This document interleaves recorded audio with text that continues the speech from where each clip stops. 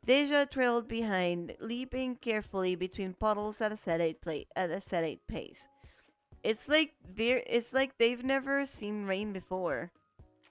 You both watched as up you both watched as up ahead Cam psyched themselves up for a cartwheel.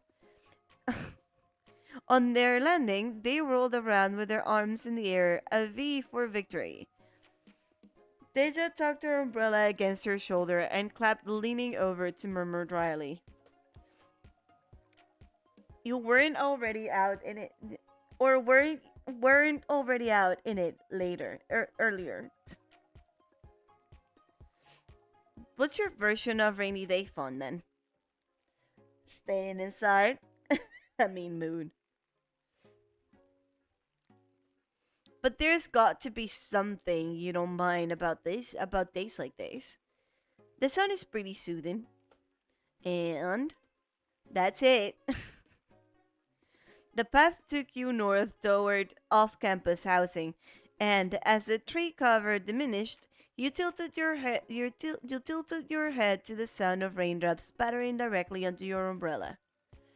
Partway up the grassy hill, as Elliot jogging down to greet the three of you, with Percy and Jamie meandering behind him. They cut down across the grass, aiming to intersect the stairs that were leading you, Cameron and Deja, uphill. Hey, Ollie, you all made it. How about that weather, folks? Percy shivered gleefully, rubbing the back of his neck as the wind picked up. Next to him, Jamie looked unruffled by the temperature, though he was, of course, completely soaked. Elio chuckled, bracing his hands on his hips, even as a fresh curtain of rain fell over all six of you. It's a good and proper rainy day. Are there any other counts? Any other kinds? Well, if there were more thunder and lightning, sure, but that's a stormy day, not a rainy one. As the conversation took a brief tour through some whirlwind semantics, you glanced around at the objects strewn over the hillside. Abandoned water guns languished in the grass, and a pile of water balloon scraps spoke to a fierce, albeit redundant, fight. Further away, a large cardboard box happily soaked in the rain. Is that box gonna be okay? It's all wet. It'll have to be. I doubt we're going inside anytime soon. Oh yeah, don't worry about that. All it's got inside is some water slides. You have your own water slides? Is it really that surprising? Kind of. Yeah. Back up. First of all, why are you all out in the rain? You didn't explain over the phone. Well, Elio. Oh yeah, it was my idea. I mean, it's been raining all week. I didn't want to spend another day indoors. He's underselling it. I'd say he couldn't spend another day indoors or he'd explode. And so, we dragged as much stuff as we could think of doing out here. And the water slides, of course. But well, you can see we did a bunch of other stuff too. I'm still in the middle of an art project, actually. Percy jabbed a thumb casually over his shoulder, pointing back the way he'd come. So I might go finish that up if... Oh, sure, we have time. I mean, these three just got here, so we can hang out a little more before we get all set up for a slide in. You sure you can hold on? That's like your literal favorite rainy day activity you're talking about. Ha! Well, as long as we're just chilling, I kind of want to enjoy the rain a bit more first. Once we start sliding, things are gonna get pretty hectic. Wow, you guys really pulled out all the stops. We might hang back a bit first. Maybe we can help set up? Oh, we'll figure it out in a bit, no worries. But if you want a rundown of what else we have, there's... Ilya turned aside to point out a few things to Deja, and meanwhile, Jamie tilted his head in a contemplative hum. For what it's worth, I do need a break before those lights make an appearance. I can't help but notice none of you actually said what you've been up to other than Percy's art thing. Hmm. Simply put, there was a wrestling match at some point between all three of you. Mm-hmm. Hence the need for a break. And with that, I'm gonna head up. That painting's not gonna finish itself. Percy swiveled, tossing a final friendly smile over his shoulder as he moved away. With his departure as the catalyst, your impromptu meeting began to disperse, Jamie in a different direction and Elio in another as he stepped back from Deja with a low chuckle. The most important thing is, I'm glad you all came down. I'll let us know when it's slide time, yeah? And there he went, jogging briskly down the hillside and leaving you room to decide what you wanted to do. Honestly, where did they get the energy? Deja laughed softly, clearly amused despite herself. As far as enjoying a rainy day outside went, she seemed content to wait here, watching the mayhem without participating right away. Cameron shifted more energetically on their feet, eyeing the nearest water gun with a small, sneaky smile. Maybe you'd better get a move on then, before they got any ideas. I'm gonna go with Jamie. Someone had definitely known to get away before any chaos broke out. You stretched out your toes. No, you stretched into your toes, running back and forth until you spotted Jamie farther up the path. He was absolutely unbothered, facing away and staring down at something. As you approached, you realized he was looking at a small stream of rainwater coursing down beside the stairway. It was not much to look at. To look at. Barely a brook, if you were being generous. Still, Jamie watched it intently, lingering at the edge of the pavement, with his hands tucked nearly behind his back. Hi, Jamie. Hello. Mind if I joined you? Of course not. I'm just looking for leaves. I was gonna make a boat, but I haven't found any I can use yet. Um I've actually never made a leaf boat. I've actually never made a leaf boat. Um bum, bum, bum, bum, bum, bum, bum, bum, bum, bum, bum, bum, bum. Okay. Not really. I'd show you, but I've only used reeds before. What did I choose? Where's the look? I've never made a leaf boat before. Is it hard? Okay, reeds. He shrugged lightly, eyes drifting back to the water as it ran downhill. It was a good spot for boats, steep enough that everything stayed moving, but small enough that it wasn't a torrent. I'm sure there's something around here we can use.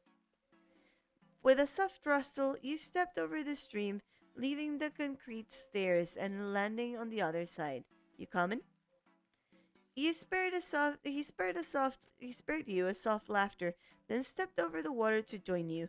Together, you started searching the grassy slope farther away from the stairs.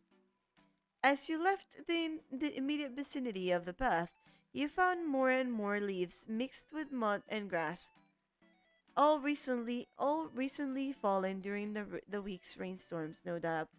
Would something like this be big enough?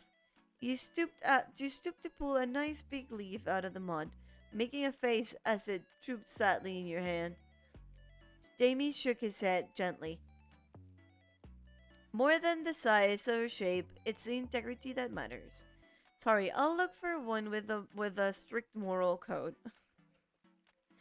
Structural integrity. Remind me, what are you looking for? It's like a strap shape, like this. He held his thumb and forefinger, trailing them through the air into outline an invisible narrow shape. Then he brought his other hand up, pressing and creasing his imaginary leaf. Not really the stereotypical leaf in drawings and such. You fold it at one end, then tear along the middle to make a pocket. Tuck the folded halves together, then repeat at the other end.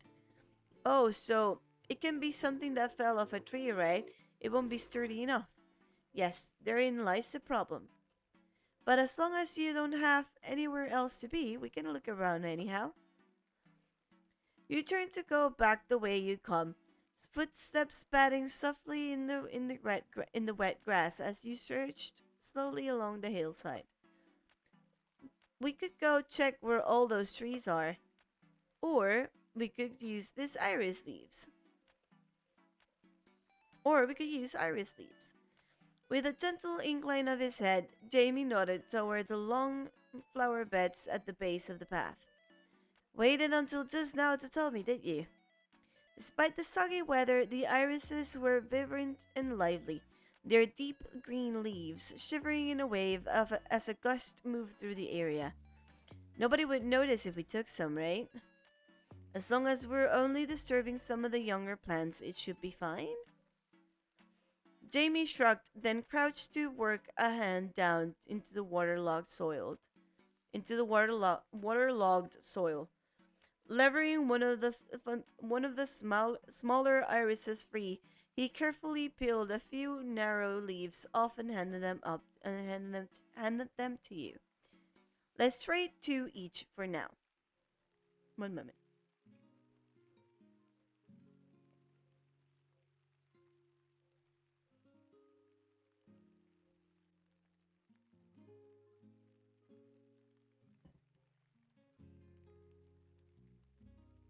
Okay.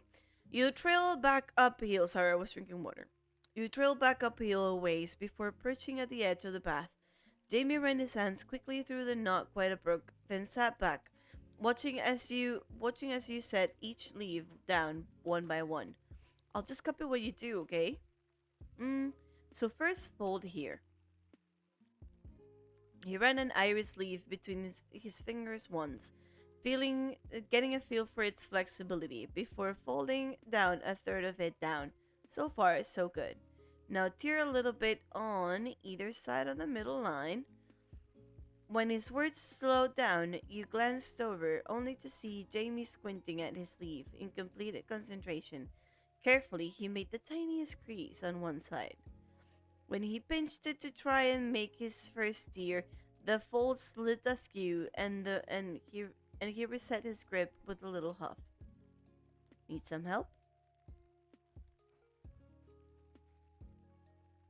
No, I just... He felt quiet, lips pressing together as he concentrated. Ever so carefully, he finished steering a little pocket into the folded end of his leaf, tucking one side into the other to form the boat's prow. There, just like that. And like this? You held up your own leaf for inspection and he nodded. Now, we do the same thing on the other side. You fell into a companionable silence as you worked. The rain formed a gentle curtain, closing you off from the rest of the hillside for a peaceful few minutes. Every so often, you remember that you were making leaf boats next to Jamie, of all people, and you felt a thump of nerves down in your stomach.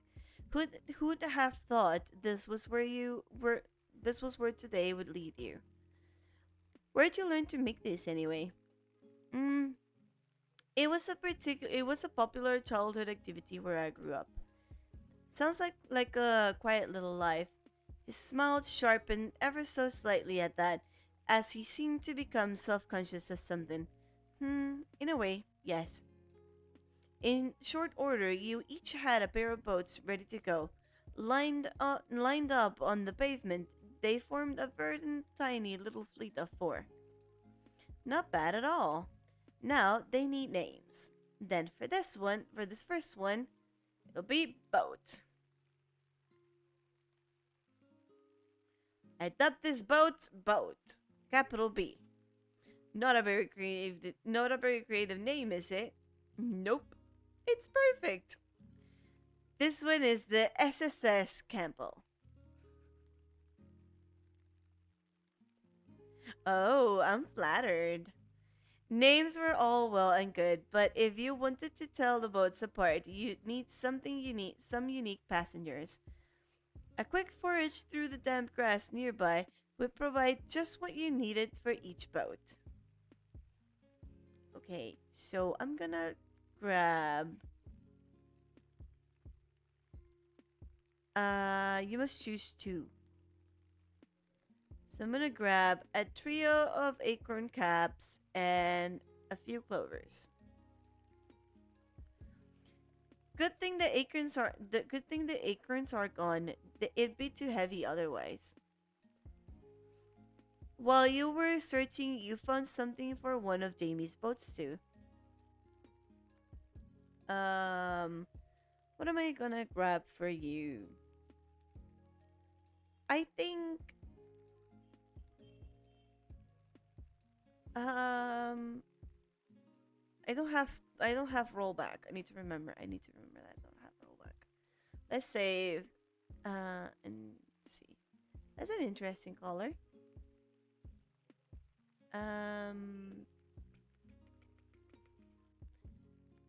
An aluminum pop tab. Well, I suppose we can dispose of it properly afterward.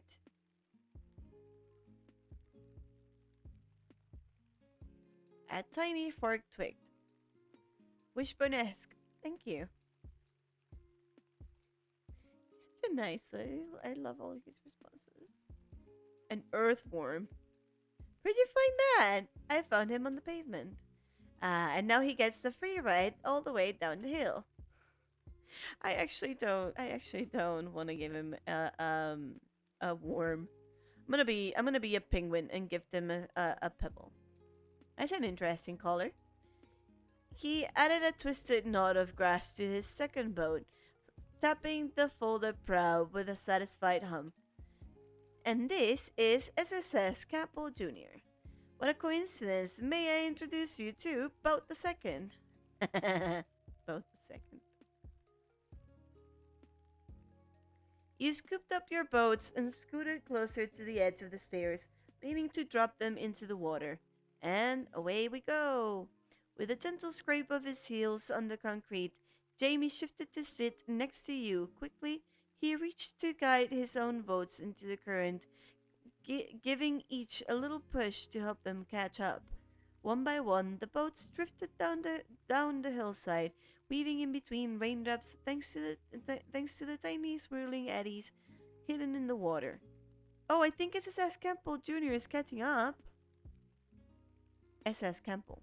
I keep saying SSS. It's not SS. No, that one has a bubble on it. Junior's at the back. As your boats made it too far away for any more commentary, you both lapsed into looking idly over the rainy day scenery. A distant laugh drew your eye to the base of the stairs, and Jamie snorted lightly at the sight of Elio and Cameron locked in a handstand contest. Wordlessly, you shifted your heads in unison, watching from on high as your friends flopped over into the wet grass. By comparison, the peace and quiet where you were sitting was downright idyllic. What was another name for a captain of a sailboat? Do you know? Huh? A sales manager. Serenely while you blinked at him, Jamie flicked a random fallen leaf into the water. Only after it floated completely out of sight did he look up at you unperturbed. Ah, I see I have to explain it to you. What are you talking about? Well, floating some ideas of your own, are you? Just giving in to peer pressure. I love this scene. It's so fucking silly. Not so fast. That's leagues away from what I was doing. If you think you're going to convince me you're not into puns, that ship has already sailed.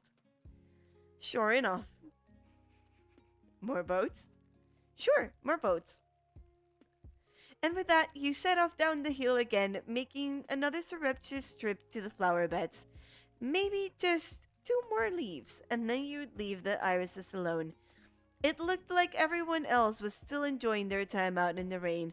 Where to next?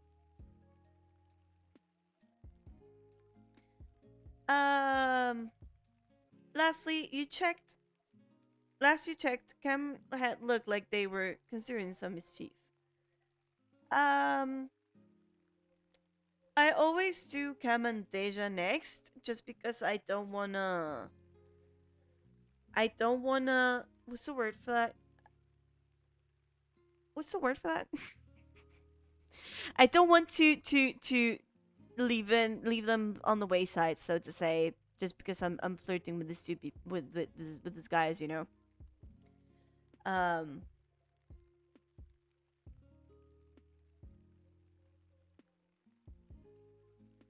I always do Cam and Deja next. By now, Deja and Cam were farther up, hanging out where the stairs were walled in on either side. Ah, Jamie Porter, the man whose face launched 4 ships. Is that a Helen of Troy reference? It would have worked better if you'd make like 996 more leaf boats. Deja twirled her umbrella just a little. It figured she knew exactly what you were up to. Here on the staircase, she had a perfect vantage point for everything uphill or downhill.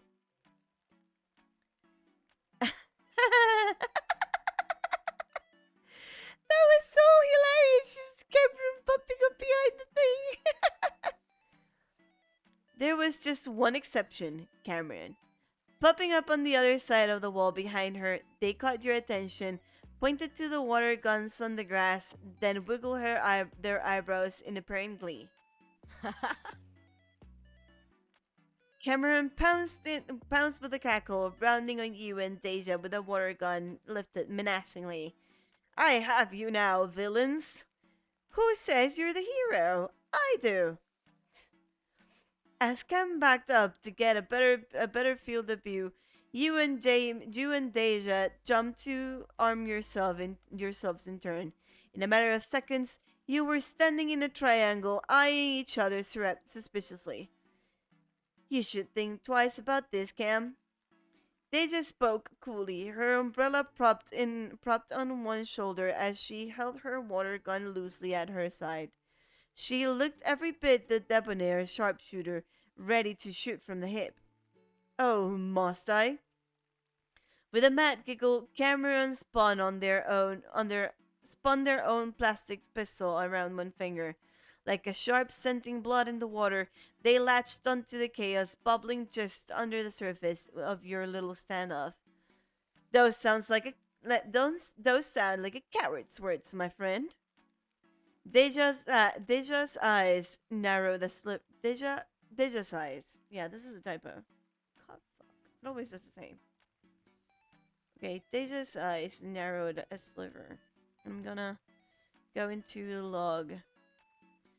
Let's do what came after and then what came before. Let's advance like two more things. Okay.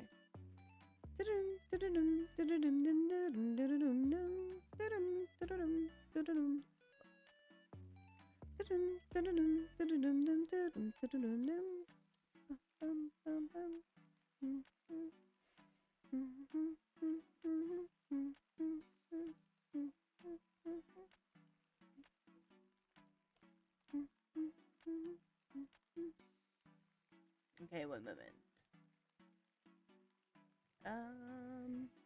I'm also putting this here to remind myself that I need to report this bug.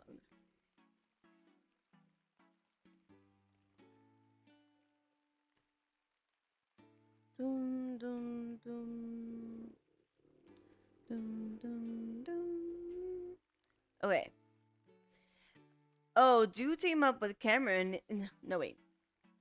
I skipped. Right, Ollie? You have my back? Yes?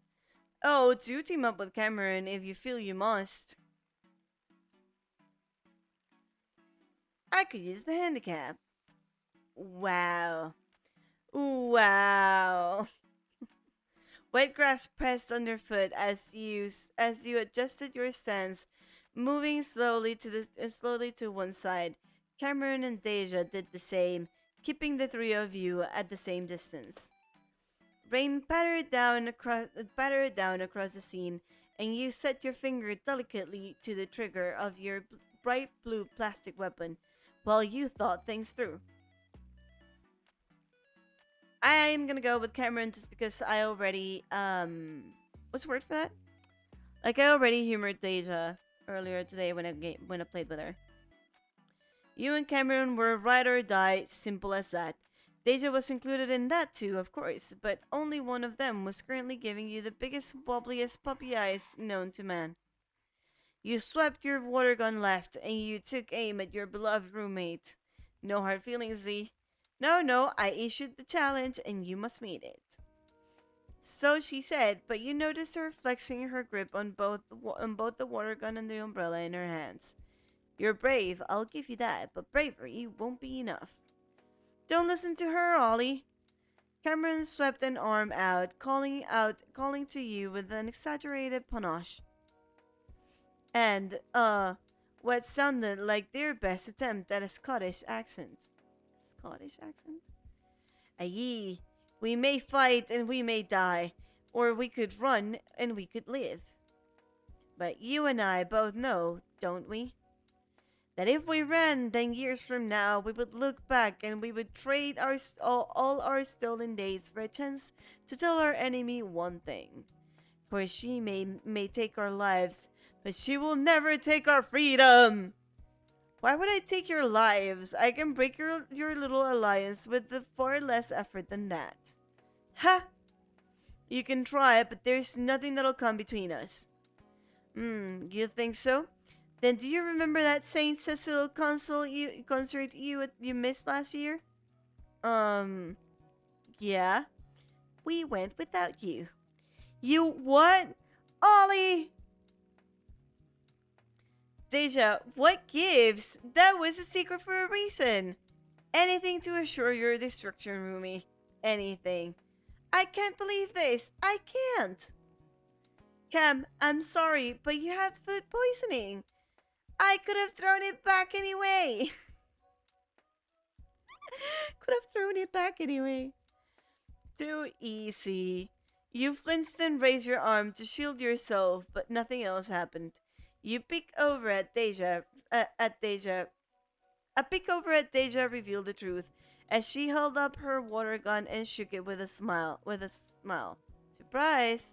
This thing's empty. Shoot Deja.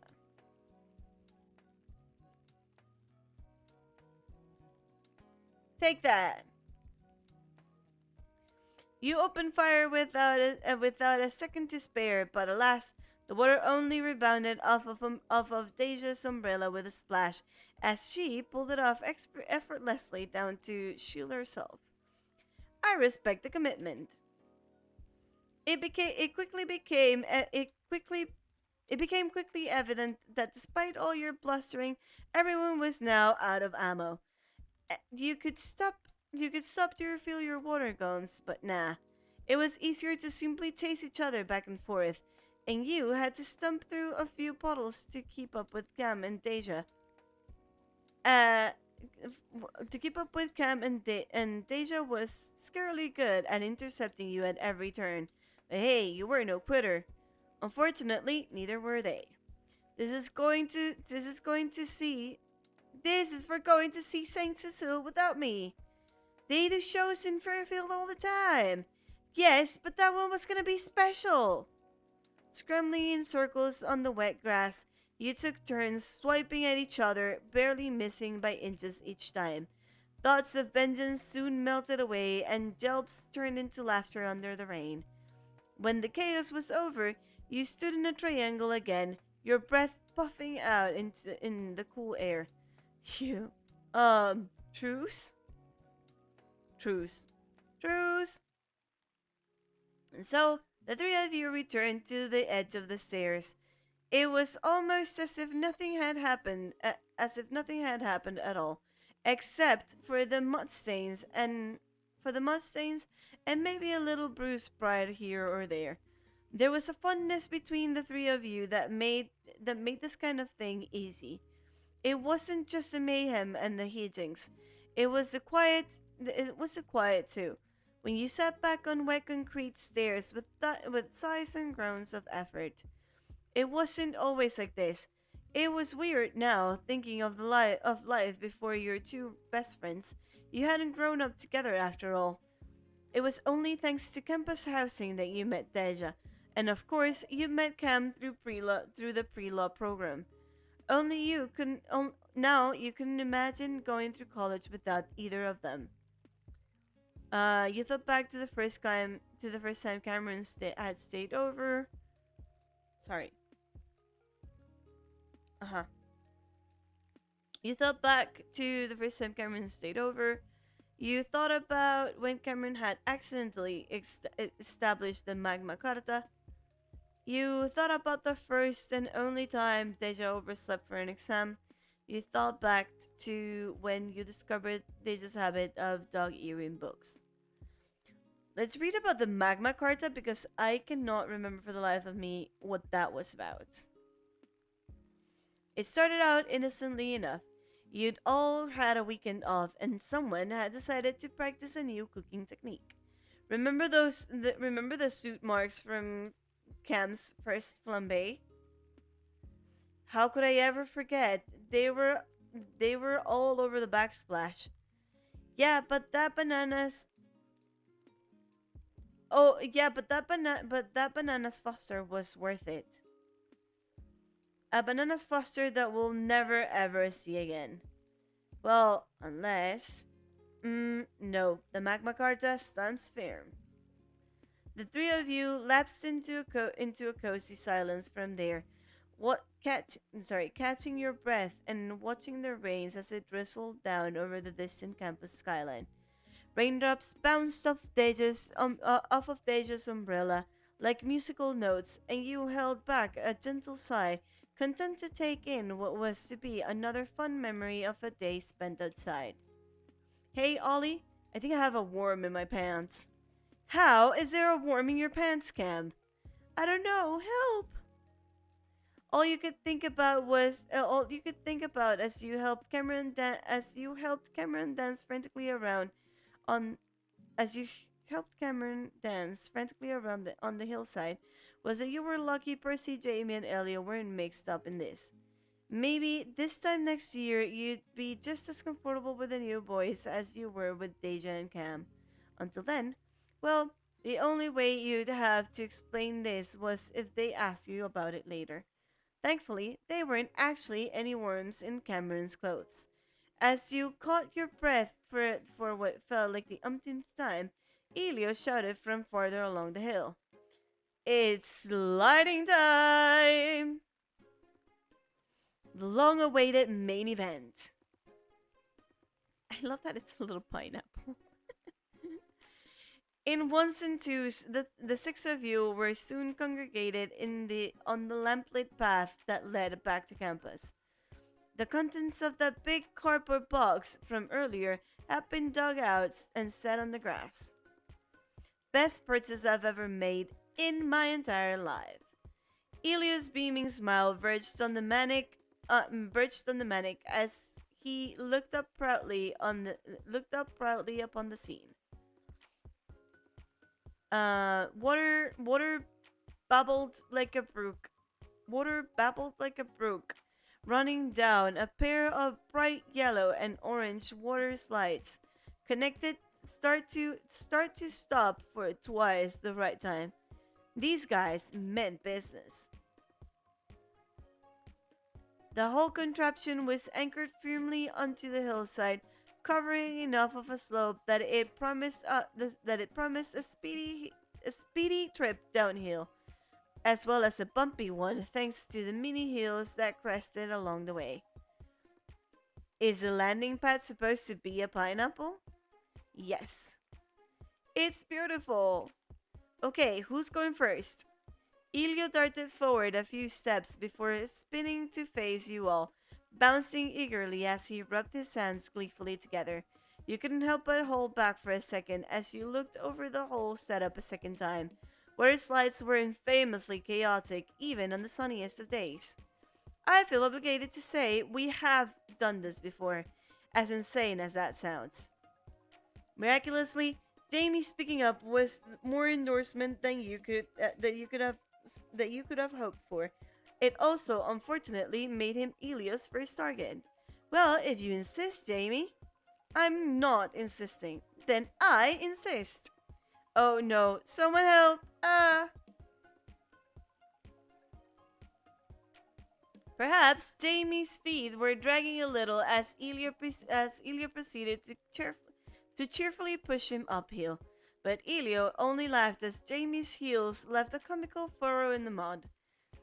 At the top, Jamie took the time to neatly remove his shoes and socks, setting them aside before inching closer to the slide's starting point. Already seated with the clogs, no, with his clogs flung off to who knew where, Elio stuck a hand up with a grin. Excitement aside, he helped Jamie sit delicately without a spot of impatience. He's being so dainty about it. Aw, it's like Cinderella arriving at the ball. Tally ho! Oh no, there they go. Any illusions of regal grace shattered as Elio janked Jamie down the slide. Even from this distance, you could hear three things: a whoop, a rare yelp, and a hideous squeak, of wet nylon. I love that. I love that the pictures like slide down. The two of them pelted down the slide in a rush of water and limbs, forcing the slide to bounce slightly off the ground. Forcing the slide to bounce slightly off the ground until they slammed down onto the landing pad, sending up a splatter of mud. And that's how it's done, right? Right? Hey, I've got room up here, Ollie. No, wait. What is that? No, yeah, he said that, didn't he? I've got room up here, Ollie. Somehow, in the intervening seconds, Percy had gotten all the way. Somehow, in the intervening seconds, Percy had gotten all the way up to the starting line himself. He waved vigorously across the distance, gesturing for you to join him. Dum, dum, dum, dum, dum, dum, dum, dum, dum, dum.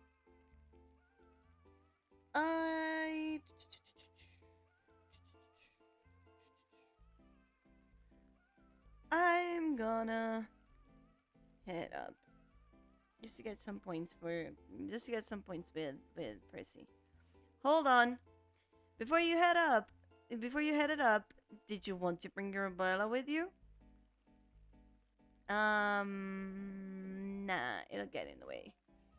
Quickly, you folded it and stashed it near the stairs, then trotted uphill. Once you were at the starting line, you settled down in the unoccupied lane.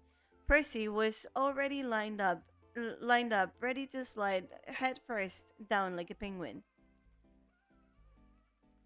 Don't overthink it too hard, or you'll end up like Jamie.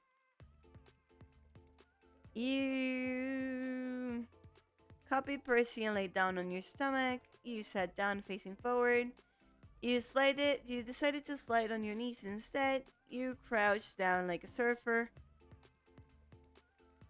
You lay down on your side. You lay flat on your back. Let's go with on my stomach.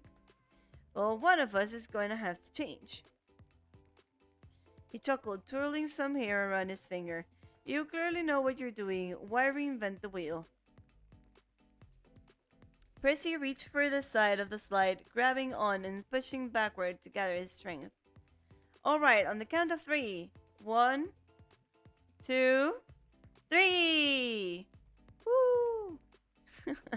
The ride was far bumpier than you'd expected, even after seeing Jamie and Elio take the maiden voyage. It wasn't really a race, but Percy had the slightest lead, and even as the water splashed up into his face, you heard him let out a delighted whoop. Now turn! Turn? Well, no one said this water slide business would be easy. Not even 5 minutes later, you stood beside a waterlogged Percy, squeezing the water out of your clothes with newly scraped knees and a face full of mud. He pushed his bangs back again, entirely too pleased with himself, despite having met a similar fate. The others were busy cleaning off the slide in the ground. Cleaning off the slide in the background, having recently rescued it from the consequences of your untimely maneuver. Great job flipping over on the side. You told me to turn. I think you and I have very different definitions of turn. Deja and Cameron slid down next, marking the water slide as once again open for business. Elio passed you both by, clapping and calling out to the next pair to line up. Dignity and manners quickly gave way to infectious hilarity as pair after pair ran up to the slide back downhill. Against all her efforts, Deja got splashed more than she initially wanted, but she kept in surprisingly good spirits, thanks in no small part to Cameron's high, sweet laughter. Percy was no pushover either, goading anyone who looked his way into another round. He was even giggling by his fourth go, slapping helplessly at the grass while he clutched his middle. You went full starfish! You knocked me off course! Poor Jamie. At least you landed in the right spot. Jamie sat up from where he'd careened fully off the slide, so covered in mud that the rest of you had to turn away and laugh. He had to turn away too to hide his own inelegant snort of amusement. At least you have the best airtime out of all of us. Please, surpass me. I have too many trophies as it is. You heard him, back up to the top. Ever so slowly, in between slips and slides and splashes, the rain fell less and less overhead. The first pinpricks of late sunlight began to peek through the gray. Looks like the rain's about to stop. Anyone want to go for a last run? Me. Wait, I want to turn. I'm gonna drag Jamie. Jamie? No thanks. Oh, he refused. That means I don't have enough points with him. God fuck. So yeah, this is why I don't like doing this event first. Because he doesn't accept if you don't have enough points with him.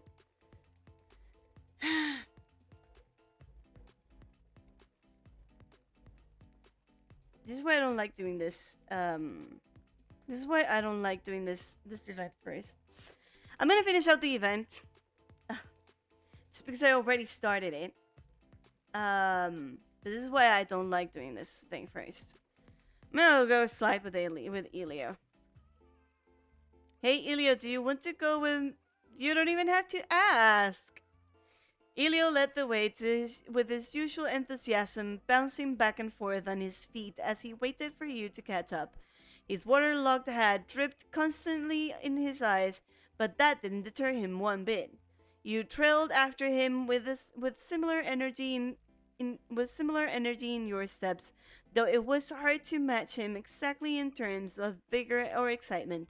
He was obviously very happy to be out in the rain. Um.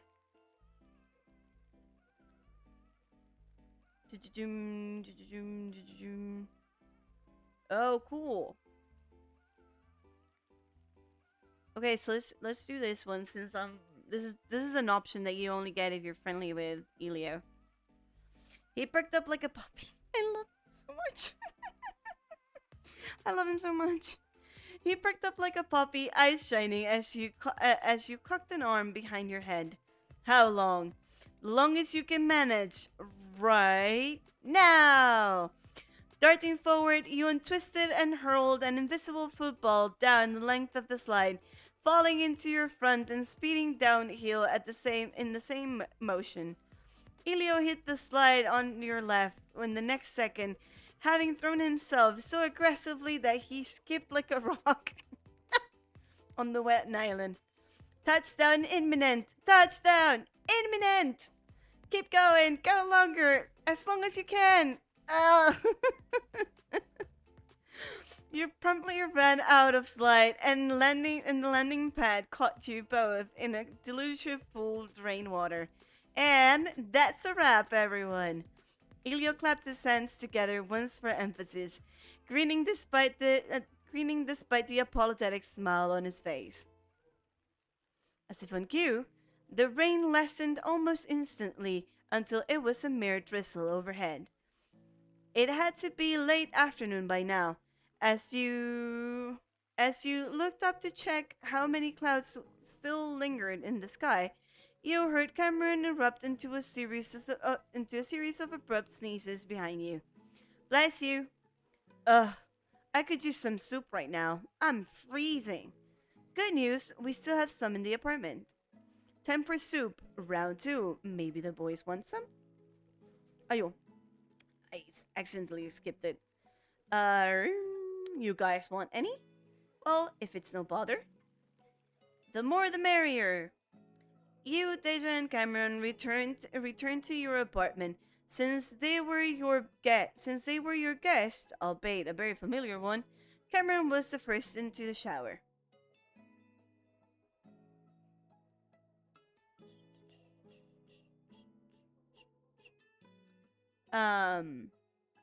Muddy shoes and waterlogged clothes were piled in a laundry basket for later, and after a quick mop up, you swapped places with Cam to wash up. It took some contorting, but you managed to get all the mud and grime off of you. You exited the shower in a billow of steam, sighing comfortably while you returned to the living room.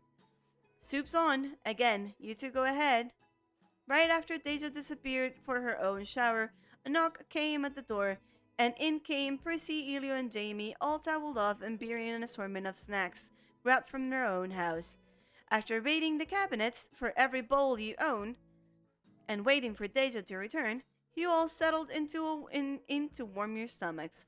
Cameron made the executive decision to put on a cooking show, and as empty bowls stacked up on the sink one by one, your impromptu meal shifted seamlessly into a good old-fashioned hangout. Is shrimp paste really that hard to cook with? I think it's more about balancing flavors. Then it depends on the judge's tastes. So, if Ellie was judging, nobody would get eliminated ever. That's true, I ate everything. The sky outside remained gray, but that was no problem. In the warm light of the apartment, you traded idle banter and let the time tick lazily by. After the day's impromptu outing, all of you were happy to lounge around well into the evening, closing out your rainy day off in each other's company. Oh, Jamie's calling. You bitch! You absolute fucking bitch!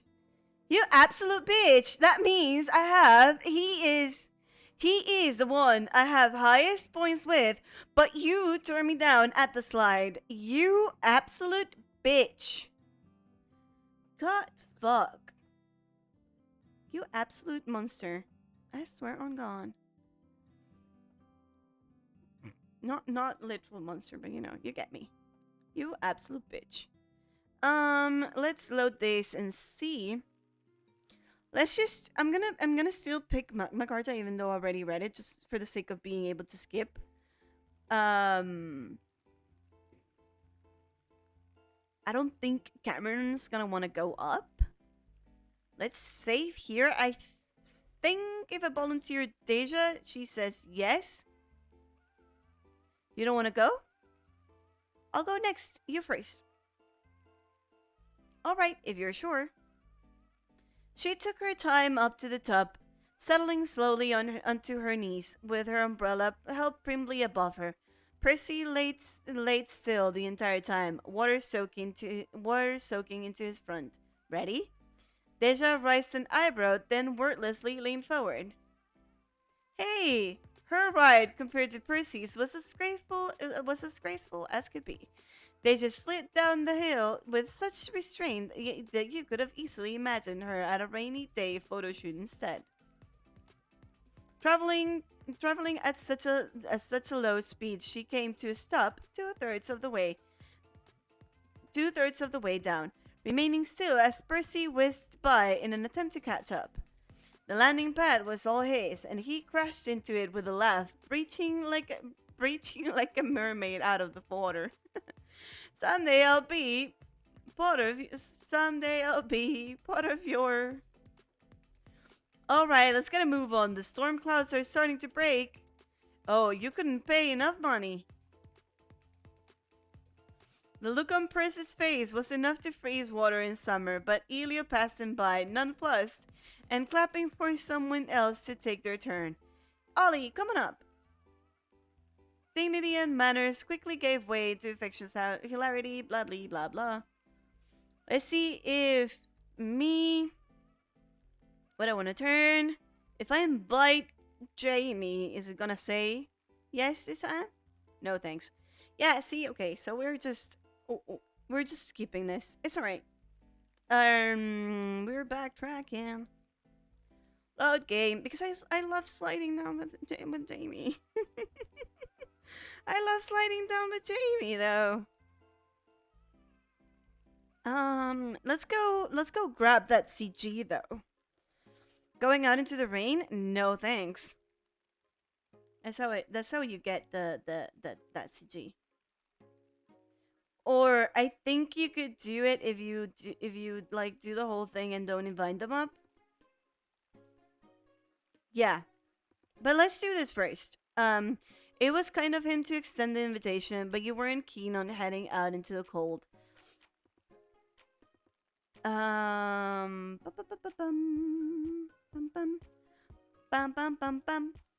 Whatever they were up to down there, you'd leave them to it. Sorry, Cameron. Sorry, Percy. I think I'd rather stay in. Have fun down there, okay? Oh, for sure. Talk to you guys Shit, Elio. What the hell? The call clicked off, and Cameron deflated onto the counter with a drown-out sigh. Man. Sorry, Cam. No, I get it. It is cold out there, and my hair literally just dried. Wanna play something instead? We could play that one game. Deja rarely ever turned the game down, but you could see the gears turning in her head as she glanced toward the television. You'd already made a bit of a co-op today, and that had been a challenge all on its own. The game Cameron was suggesting, well, it was worse. So much worse. Every time you tried to play it, you felt like even more of a beginner than ever. You know what? Yeah, let's do it.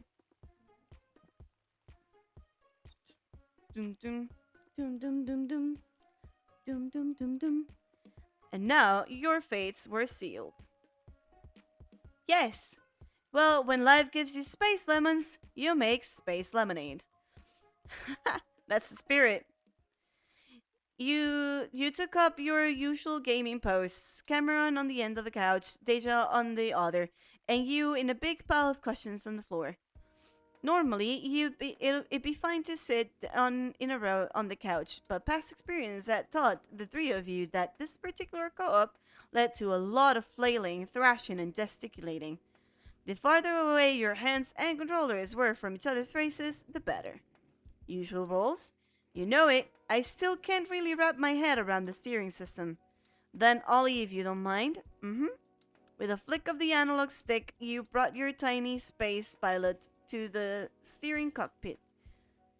Right at the center of a large spaceship floating on the screen. Cameron's pilot hopped giddily onto the gunner's seat, and Deja's patrolled the halls, ready to lend a hand at whatever station took priority. Your spacefaring trio was ready to strike back, to strike back out into the wide galaxy. Just let us know if you need to go over the controls again or anything. I will, thanks. I'm pretty sure I remember. But where were we in the story again? By way of answer, your save file loaded and you watched as the ship materialized in a field of sharp-edged space rocks, behind which something loomed.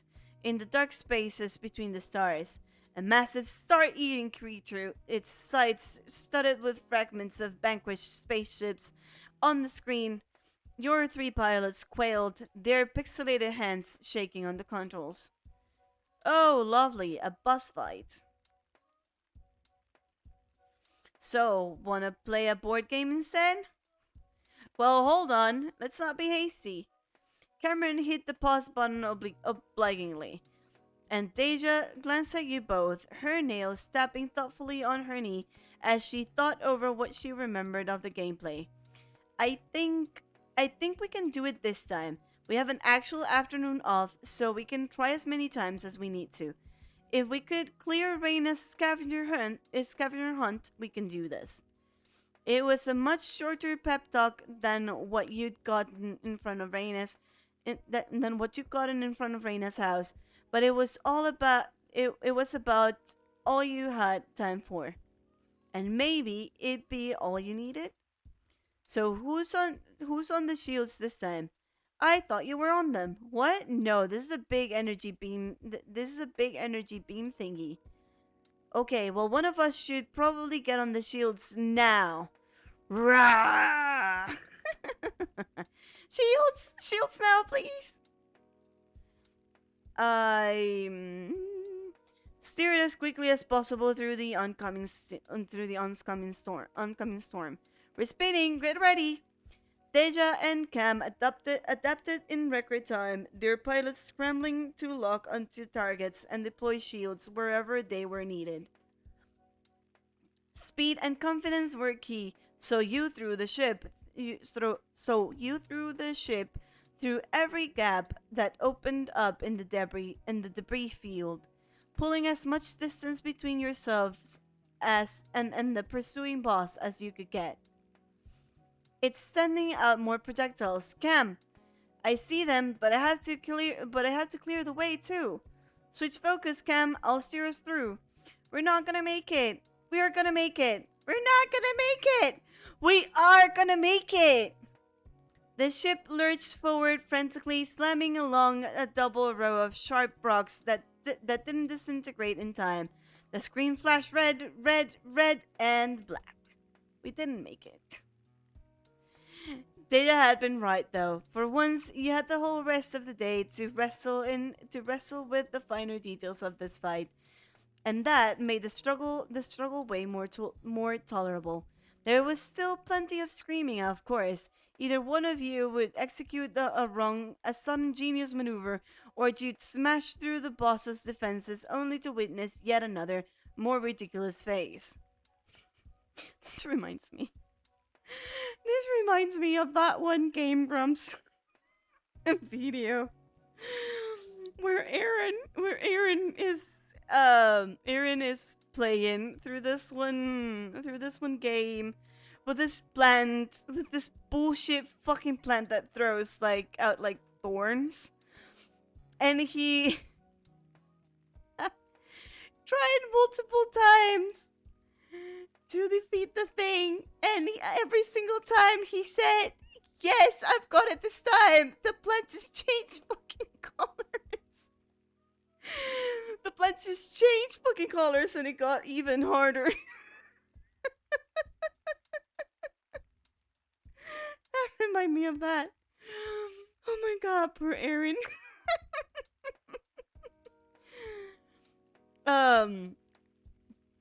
Lasers slashed, asteroids crumbled, and the long shadow of an insurmountable monster stretched over the frail bodies of your little pilot characters stuck in the cold wreckage of their ship after yet another failed run. Oh my god, how did we not have it that time? We did have it until it fell apart somehow. We could try switching our roles again, maybe? I could try driving, but not Cam though. Yeah, it turns out I'm way worse at space driving than real world driving. I need some water before we try again. I'm getting kinda hoarse. On that note, I also need water.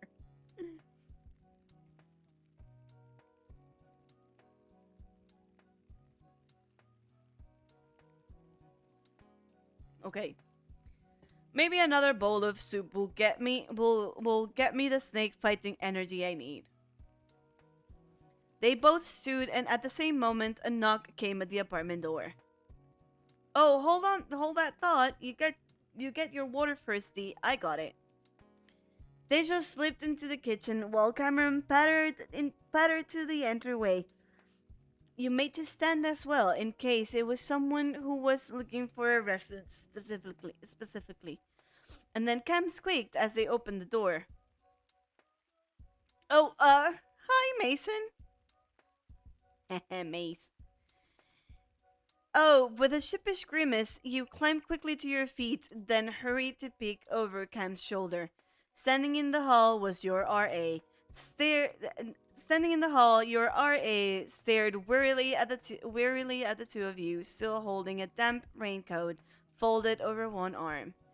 The pin on top of his chest spelled out he, him. Oh, it's Mason, not Mace. Okay. Hey, so I've been getting texts asking me to come tell you to shut up for like an hour. Well, you see, it's fine, just the usual, yeah? The usual. Sorry, Mason. It's no big deal. I was out anyway, so, you know. He shrugged languidly before sending Cameron a second, slightly more pointed look. But since I'm back now, the usual. Don't make me get out the decibel meter. Will do. Will do.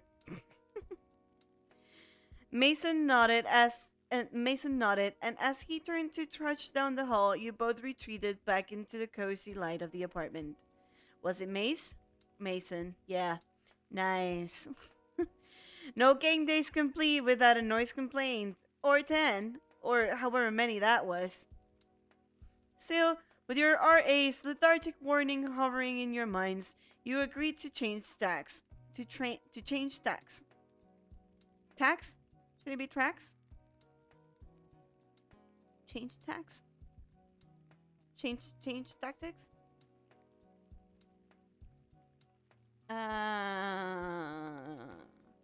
Let's do just a bit more.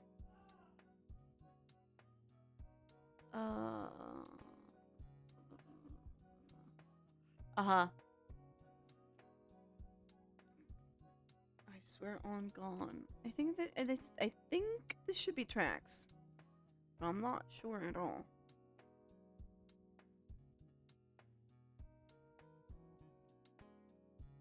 Yum,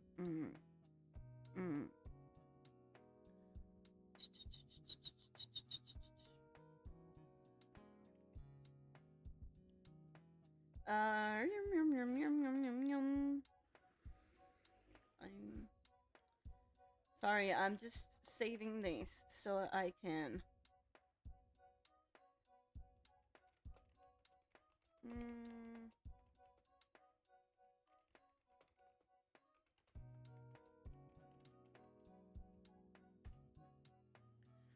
Okay.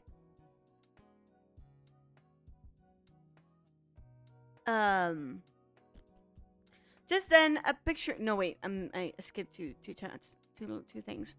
Ever so slightly. No, I missed one more. And so the afternoon rolled on. No, wait. I didn't read the whole of this. Still, with your RA's lethargic warning hovering in your minds, you agreed to change. I'm gonna say tracks, just because I don't know what the fuck tracks would be. There was plenty else to do while it was still raining out. And so the afternoon rolled on along with the storm.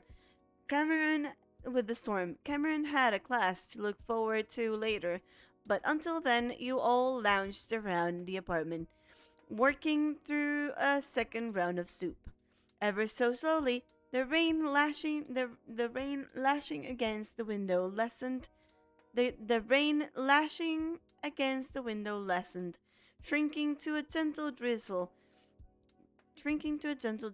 You had to wonder whether the others were still out on that distant hill. Just then, a picture popped up in the group chat. Percy giving the camera a spirited thumbs up, while Elio and Jamie wrestled with each other in the background.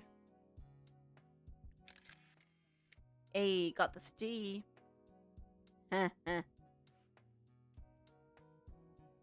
Oh, sure.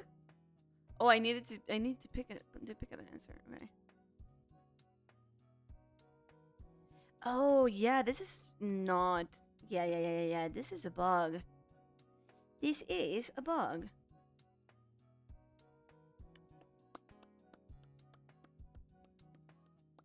Ba-bum-ba-dum. What in the hell does that mean?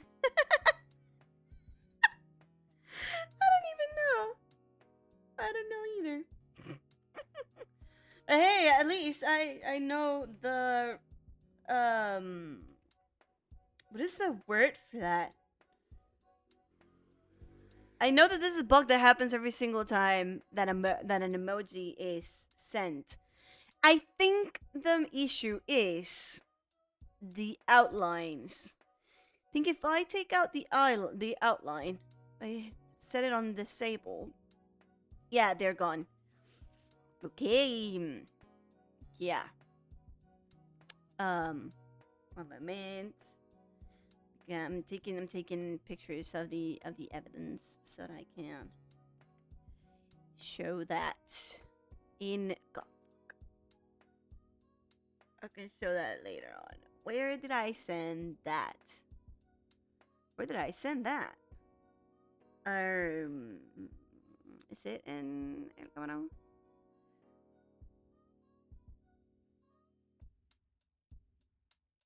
Well, nope, it's not El Camarón. What the actual fuck? Where is that? Where is he? Aha, here it is. So, oh yeah. This was it.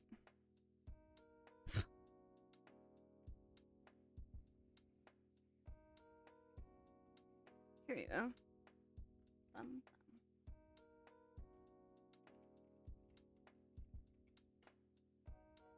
And I'm gonna return the outline because I need it. Your homie has bad eyesight. Please have mercy.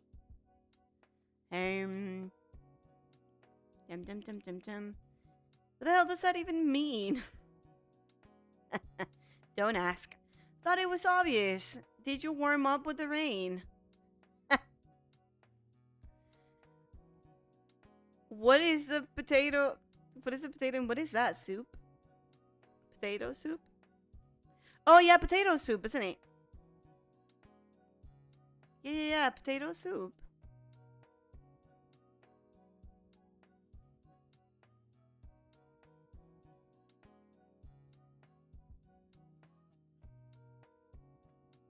still out in the rain? Did you bring umbrellas? Did you warm up? This first question is something along like that. Like you're still out in the rain or something. Okay, close chat.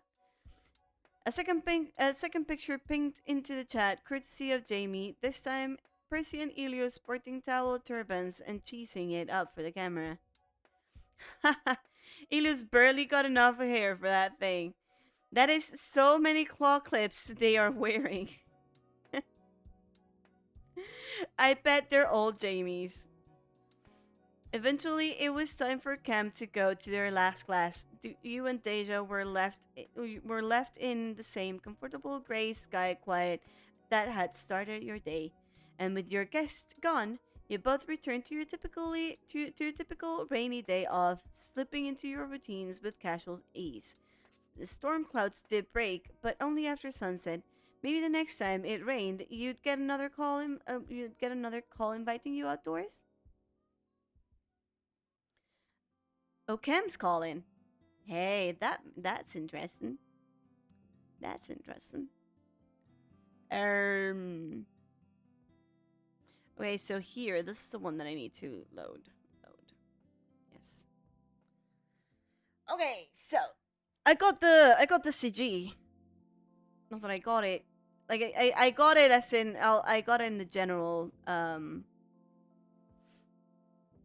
sense of it'll be saved in my gallery. I want to believe. What event should I do now? I think I'm gonna do.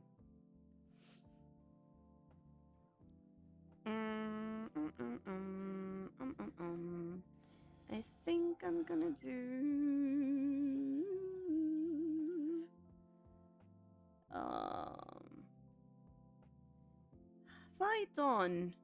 Fight on late nights. Let me see. Sorry, I'm just going through the events a little bit. I'm just going through the events a bit because I cannot remember for the life of me if I've done late nights. That's errands. That's rainy day. The fair one.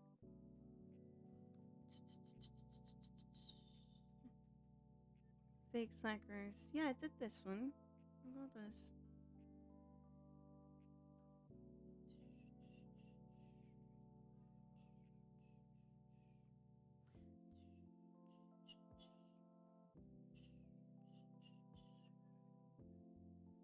Oh, late nights is the got it. Late nights is the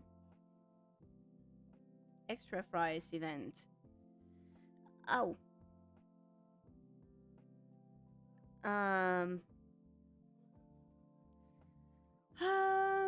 I'm thinking either fake slackers or late nights. Fake slackers or late nights. That's a very good question.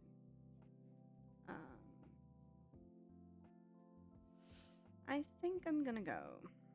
Think I'm gonna go. Bum, bum, bum, bum,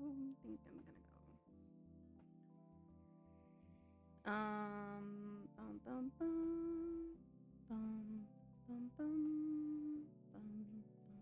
bum. Think I'm gonna go with the late nights. See how that one plays out.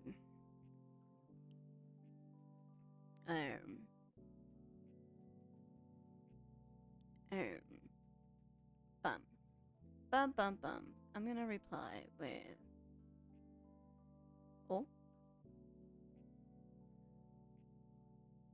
Here. There, Cam. Exam season's almost over. That doesn't make me feel. That doesn't make me feel better. That's worse. Fuck. That means I have less time to study. But are you having trouble? No, it's just boring. LMAO. Come on, Cam. It's not like you chose the two most boring subjects in the world to major in. Wait. No. You can say it's true. You can say it. It's true. We can study together if you want, Cam. Oh, good idea. I need to study too. Anyone else down? Let's make a study group. group. You know what I mean. Well, I'm not opposed to it. That sounds like it'd be fun. I'm gonna do... How about we meet up tonight at the library? I can only do 3. Actually, I can only do... I just forgot. I just forgot I can only do 3 of the events. And I want to do... rainy day. I definitely want to do rainy day. I want to do... No, I think the festival is always... No, the festival you can absolutely skip the festival. So the festival is a definite the festival is a definite one that I want to do. I might do I think I'll do I'm gonna do festival fake slackers. So I'm gonna do fake slackers, distress, which is a festival, and then rainy day. Okay, yeah, let's do that. But anyway, well, yeah, I do have this save file here, but let's move the save file here to the very beginning of the 7 p.m. Here, okay, so this is the second one that I saved because it's important. Let's save this one here too because it's important. Okay.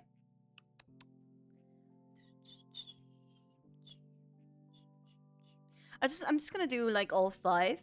If you do it like getting the Jamie points, I'm gonna do all 5. Or should I? I don't know what I'm gonna do. Sorry. This is supposed to be a let's play, but I've played this so many times.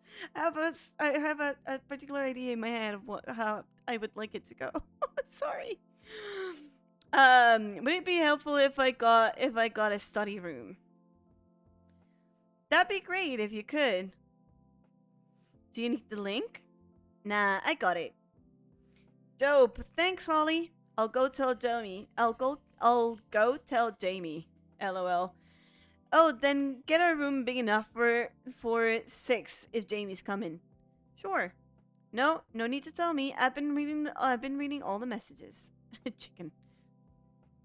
Excellent. Shouldn't you use an egg then?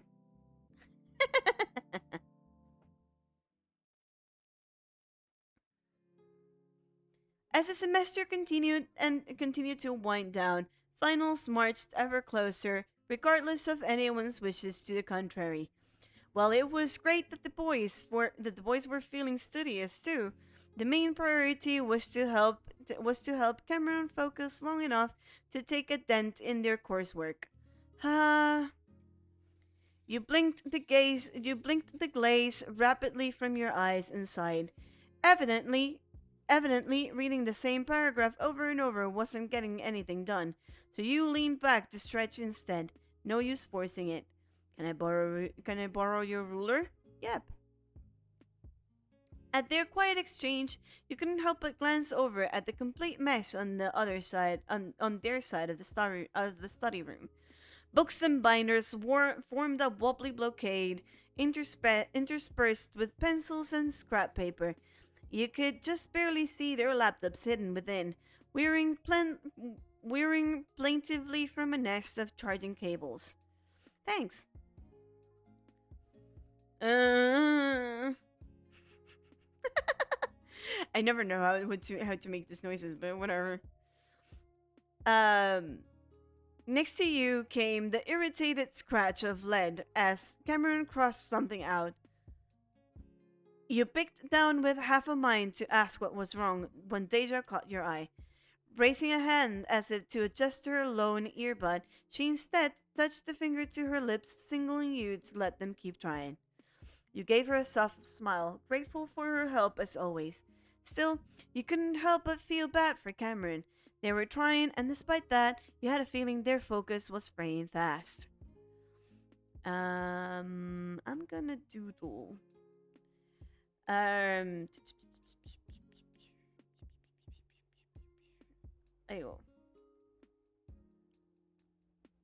Aha. Bum bum bum. Bum bum bum.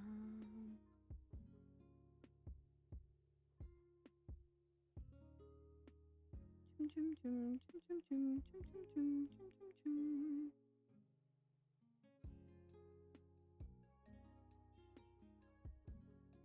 Okay.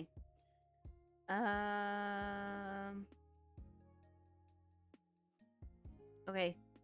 You showed Deja you felt bad about making Cam struggle. Reluctant to play a part in such draconian methods, you stuck the tip of your tongue out at her in silent rebellion. Deja's expression sharpened slightly, and she raised an eyebrow in playful insinuation. The question, even unspoken, couldn't be any clearer. You were free to take over tutoring them if you liked. After a second thought, you gave her a sheepish look next, and her smile took on a Cheshire tinge.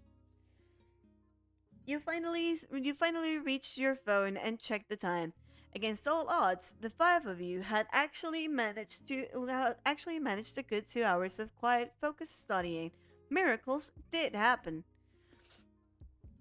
That just left JB, who sat across from you with his chin propped in one palm. He was easily the most relaxed of you all, which made sense, considering all he had with him was a single book. He was clearly not studying, despite showing up to the session. He was planning to do it later? No, was he planning to do it later? As if detecting your train of thought, his gaze shifted up to meet yours. I'm not sure. I kept staring.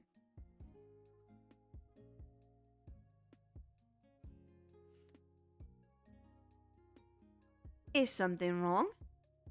He broke the silence easily and without remorse, holding your eyes steadily. Without staring at him like this, you couldn't miss the faint crease of annoyance in his eyebrow. No, it's nothing. Ah, interesting. So he doesn't take that.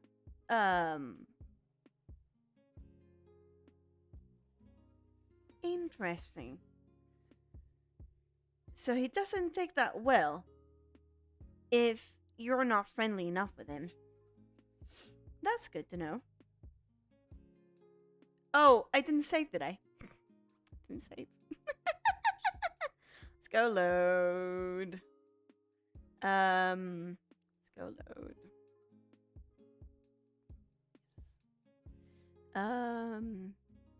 We were on page 4. Okay, so we're replacing all of these rainy event saves. I'm gonna try that one. I'm gonna try doing this one like at the end of a run at some point in time. Maybe I'll film it. And we'll see if I manage to get him to give me a good response. I know I've gotten him to give me a good response about it. I just don't think I have enough friendship points with him right now to make it work.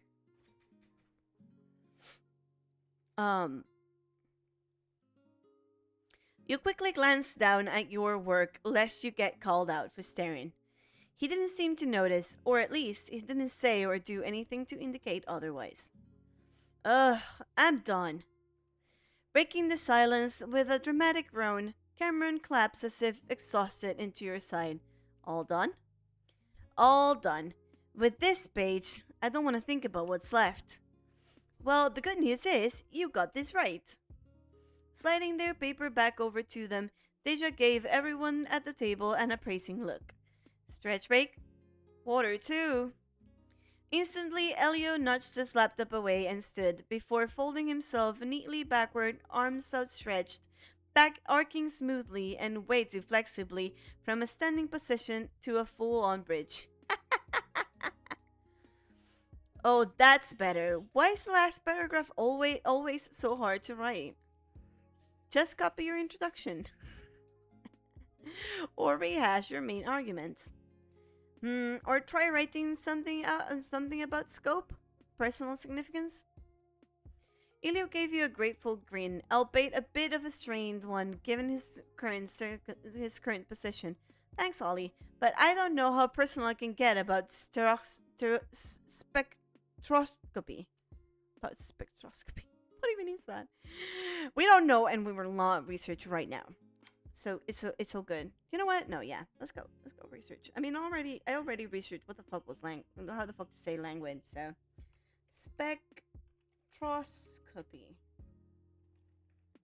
meaning. Sounds something sciencey. Spectroscopy, a branch of science concerned with the investigation and measurement of spectra. You don't say. Produced when matter interacts with or emits electromagnetic radiation. Uh-huh. Spectroscopy is the study of electromagnetic spectra and their relation to matter. I don't think looking any of these definitions is gonna tell me. I'm gonna need like a far more in-depth look into what the fuck that means if I wanted to make any sense. So ignore it. Just ignore it. Okay. Well. With that, the room fell fully into break mode. Cameron wiggled off their seat and away to the restrooms in a flash, and Deja settled into a gentle lunge on the floor, stretching out her calf,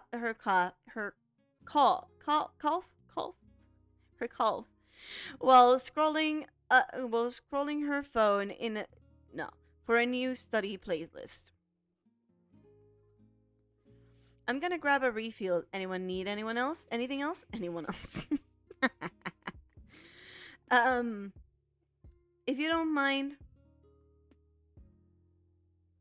scooping up their empty water bottles, Elio stepped toward the door as well. Percy seemed disinclined to follow for once, still marking something down on his papers. Jamie, of course, was still reading, though you caught him indulging in a subtle cat-like arch of his spine out of the corner of your eye. I decided to talk to Jamie. He really was just going to keep reading, wasn't he? You couldn't help but feel a little curious about whatever had managed to capture his attention.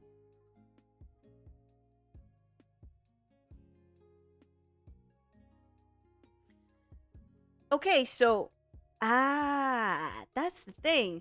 So you only get the option to talk to Jamie if Jamie is mutually friendly to you, like between mutually friendly from MC to Jamie. But you only get an actual positive response from Jamie if you maintain eye contact, if Jamie is friendly to the MC. So that means that's a late game option sort of thing.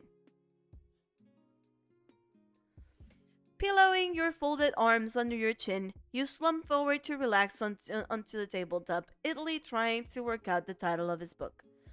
But if you were being honest, it was a good time to look at Jamie too, from the shape of his nose to the way he had a smile tucked into the corner of his mouth while reading. Your eyes slid down to the table and you realized he was writing something, scribbling leisurely on a sheet of scratch paper, and as his eyes drifted from his pen to his book and back. Jamie, are you taking notes? He glanced up, meeting your eyes with a hint of hesitation. Yes?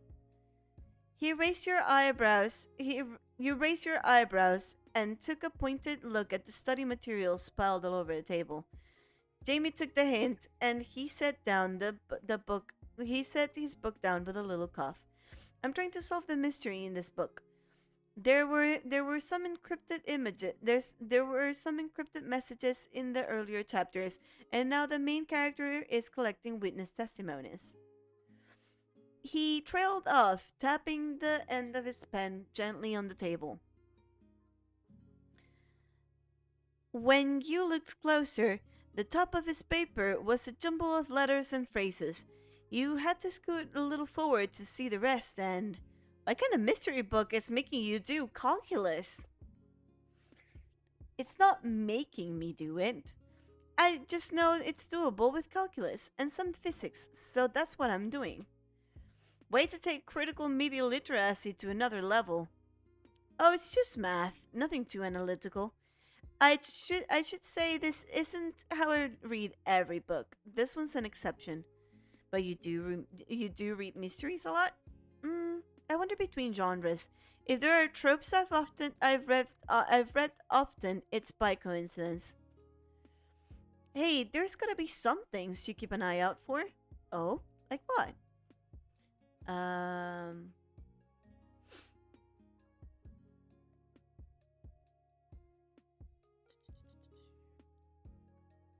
Fantasy? That depends. What kind?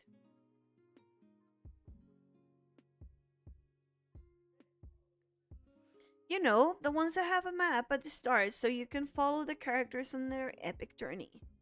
Honestly, those are awesome. That reminds me of Aragon. I've been thinking about rereading Aragon just because I don't know, it's been like popping up over and over in my life lately.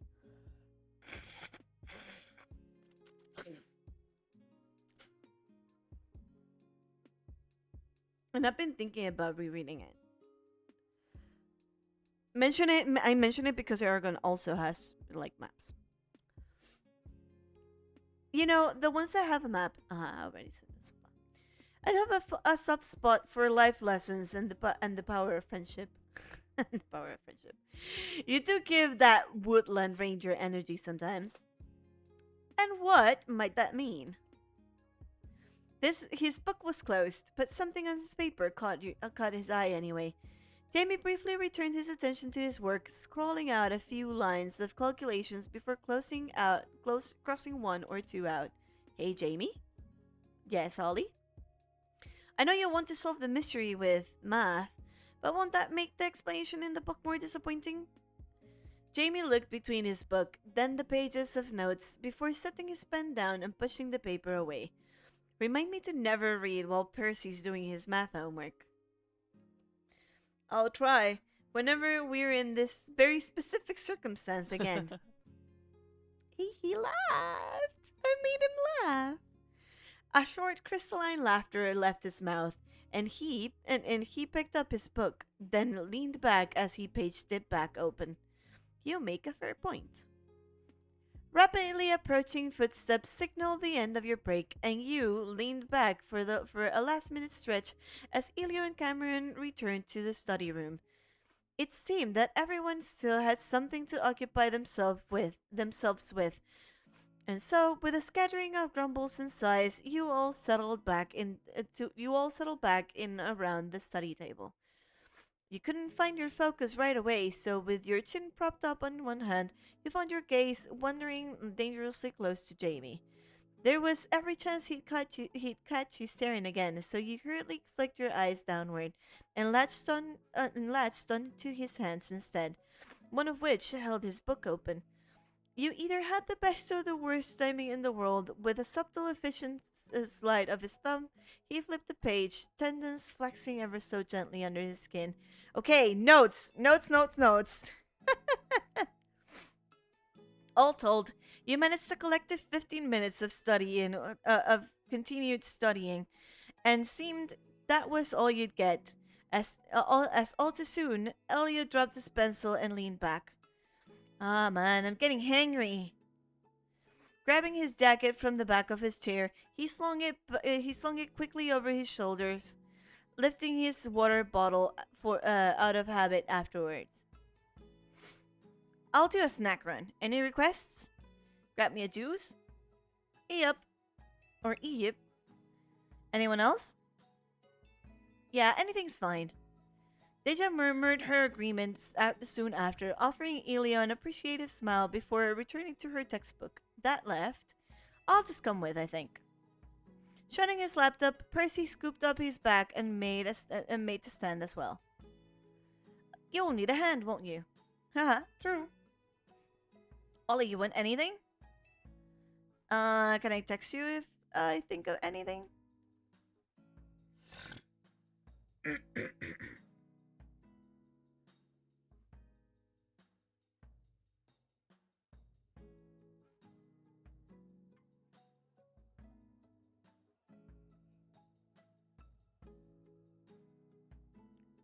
Oh, interesting.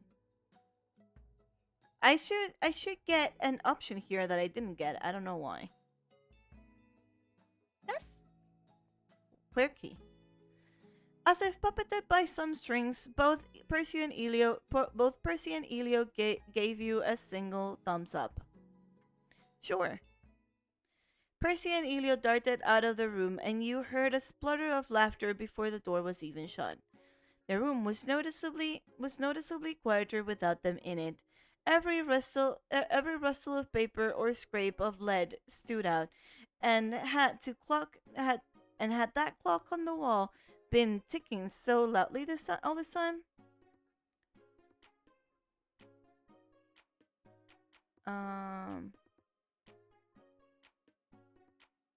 Dum dum dum dum, dum dum dum dum, dum dum dum dum, dum dum dum dum, dum dum dum dum, dum dum dum dum, dum dum dum dum, dum bam bam bam bam. Okay, you knew a losing fight when you saw one. You were losing focus. Ugh, you flipped fruitlessly through a few pages of your notebook, searching for a question or review point to recapture your attention with.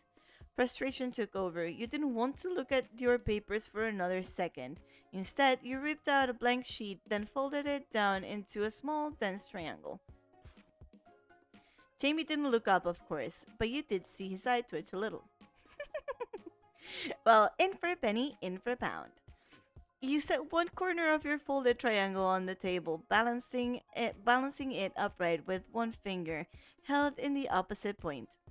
Jamie, do this for me? You held your other hand with thumb and forefinger extended, forming a checkmark shape that, facing up, functioned as a makeshift goal. Eyes still glued to his book, he lifted his free hand as requested, making a point to do so a fair distance from his face. Thanks. Blap. You flicked the back of your makeshift football with enough force to send it flying across the table, soaring exactly between Jamie's extended fingers and skidding to the floor. I still got it. Are you done?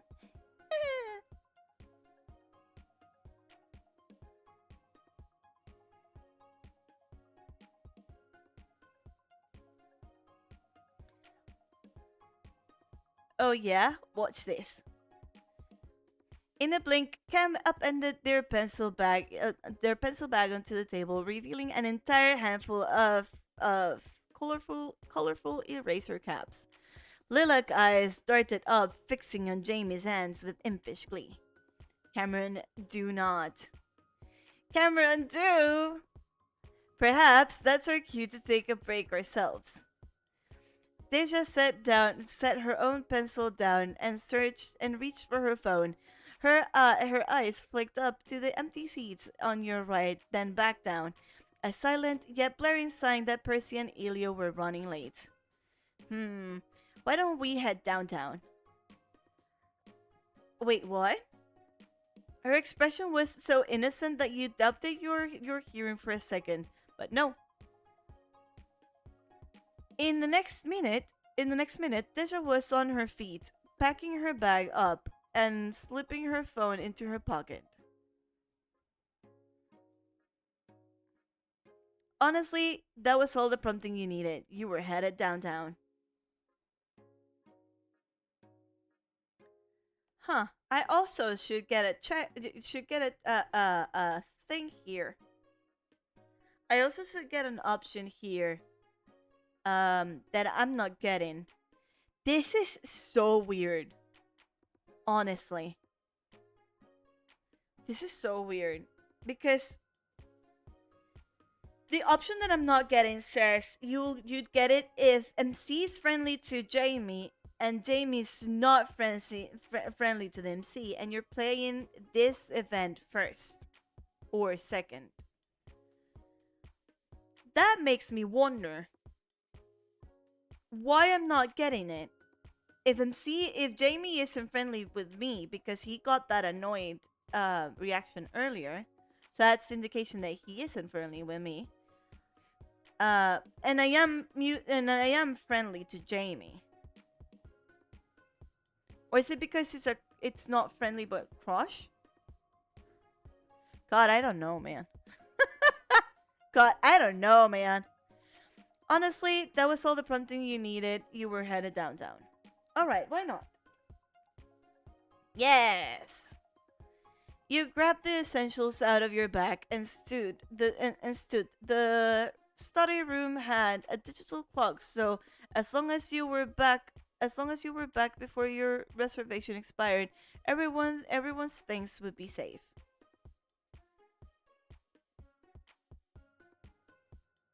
Bum, bum, bum, bum. I don't have rollback. I wanted to roll back and look at what the other options said, but blah. Anyway. Ready? Jessam. Jamie, you coming? Lined up like a pair of baby bears behind their mother, Hugh and Cam turned to Jamie, who looked up from his seat, blinking as he heard his name. Me? Yes, you. Come on, take a break. Did you think you weren't on the invite? There were very few people on campus who couldn't get away with making puppy eyes at Jamie Porter. Who could get away with making puppy eyes at Jamie Porter, and Cameron was one of them. Jamie could do little but stuff her time. I've been on break, reading. You knew a lighter touch was preferable here, if any at all. Bracing a shoulder lightly against the doorframe, you tilted your head in a gesture for him to come along. No need to stand on manners. Let's hang out. After a subtle glance in Deja's and Cameron's direction, Jamie nodded slowly, setting his book down. Well, all right. Excellent. Now, shall we? After looking up, the four of you headed down and out the building's back exit. Cameron's van was parked a blessedly short distance away. Deja took the seat up front, and you and Jamie took the middle seats. As Cam started the engine, you propped an elbow against the window and let your gaze wander. All good in the back? This time of year, the car was just warm enough for comfort, without requiring the AC to blast at full force. You gave them a helpful thumbs up via the rear view. All good. Jamie? I'm fine, thank you.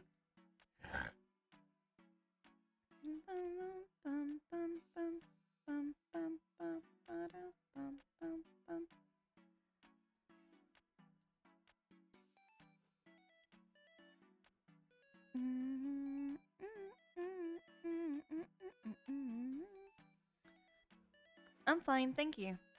They nodded, turning the motion more into a bobbing back and forth dance as the car playlist, provided by Deja naturally, transitioned to something more upbeat. Sweet, Heidi. What do you have in mind once we get there anyway? Good question, Jamie. Any preferences? Her tone was perfectly cordial as she gazed down passively at her phone. Next to you, there was a slight rustle as you caught Jamie shrugging smoothly in your periphery. Arms folded peaceably in his lap, he was seemingly content to stare placidly out the front windshield, though he smiled at Deja now. Though he smiled at Deja now, reaching up to tuck a loose strand of hair behind his ear. Not really. I was under the impression you had a grand plan. It's always nice to ask for the guest's preferences, all. And you three are my hosts? Would you prefer babysitters? Your elbow slipped and you almost knocked your head against the window. D? Yes, I believe I was promised cookies and milk. Deja chuckled, glancing up at the mirror with a smile. Any trace of her teasing melted away. Not that Jamie had seemed too bothered by it. Jamie's mouth twitched ever so slightly, and you caught Cameron's eyes in the rearview mirror. From the faint pinch in their brow, they were as startled by the sudden tension as you were. Then Tisha chuckled and looked up, smiling into the mirror and melting away any trace of her teasing away. No, really. Do you have any downtown hunts, Porter? Miraculously, Jamie smiled back, naturally enough that you nearly forgot that you had just called him a child to his face. I do. Care to go first? Care to go there first? Was it?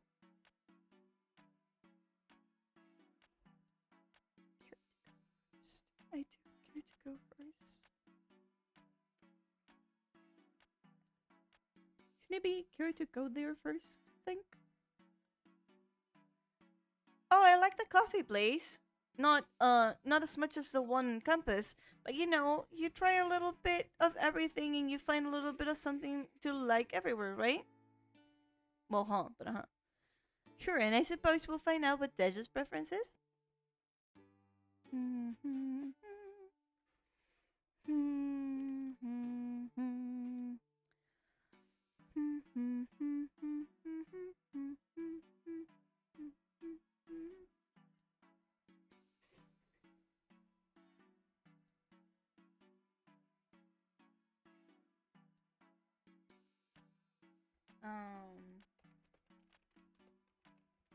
Sorry, I'm saving this up. Bum bum ba-dum bum bum bum. Ba-da-dum ba-dum.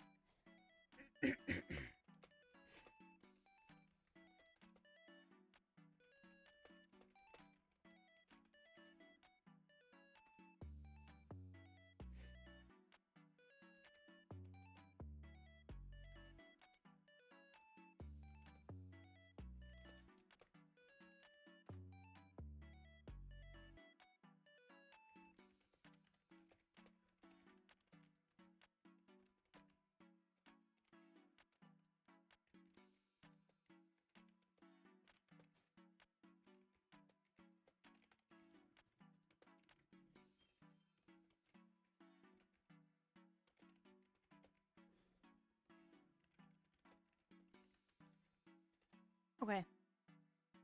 Sorry. I was taking notes so I didn't remember what this was about. I'm like that, sorry. It's the turbo it's the turbo neurospiciness. Sorry. Sure, I suppose we found out what Deja's preference is.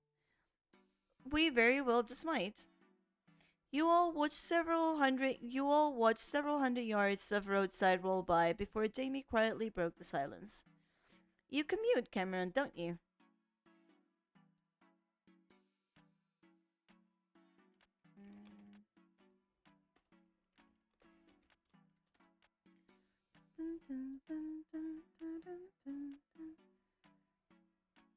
Uh-huh. Oh, yep. I come in for work pretty early most days, but at least I've got a pretty regular schedule because of that. You find it difficult? Commuting? Nah, I don't mind it. I mean, I like driving for one. Best designated driver you'll ever have, hands down. Deja chimed in calmly, throwing a quick peace sign before returning both her hands to her phone. Ha, yes, lucky you, but yeah, I don't know. Home's not that far away, and if I'm really in a tight spot, I can stay with Ollie and Deja for the night. Jamie hummed, then turned his stare on the landscape passing by outside. Though he'd broken eye contact, he didn't look disinterested, just like he was processing his thoughts instead. I see. Oh, turn here. Turning. Beep beep. Oh, so it was okay. So I while also noting down the thing the thing about care to go first. I also asked my friends like what they thought that if that was supposed to be care to go there first or what. They said that possibly it would mean it would mean like Jamie asking Dee to go to her place first. And now looking at Dee giving like instructions on where to go, it does seem that way. Downtown Fairfield was a little too far from campus on foot, but colorful small town vibe. But the colorful small town vibe drew visitors every day, regardless. As storefronts rolled into view, you sat forward in anticipation. This time of year was just about when business started moving their displays back outside. You spotted a few signs and you spotted a few signs and racks out for perusal, and hanging flower pots swayed in a gentle breeze. Over there. Yep. Another reason Deja was almost always in shotgun. She had a gift for finding open parking. Eagle-eyed, eagle-eyed despite the way she lounged in her seat, she pointed out a spot within a minute. A crunch of gravel,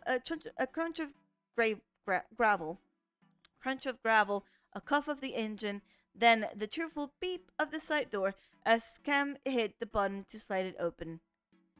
All right, kids, let's roll. Deja led the way, checking her phone a few times before raising her head to admire the distant storefronts. You weren't too far behind, with Cameron and Jamie on your heels. Where to first? Hold up, Ollie, freeze! You stopped mid-stride, arms and legs hanging perfectly still, but you dared to look back. But you dared to look back, seeing Cameron pointing down at the sidewalk. So if we're asking where to first, then that means it wasn't decided that Deja was gonna be the first one to go. So that means I might be right, possibly.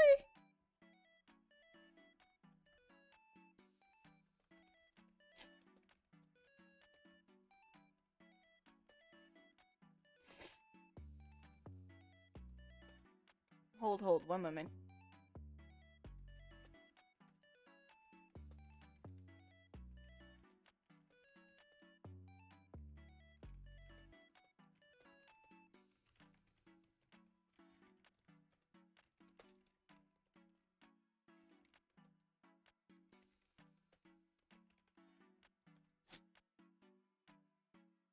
Okay.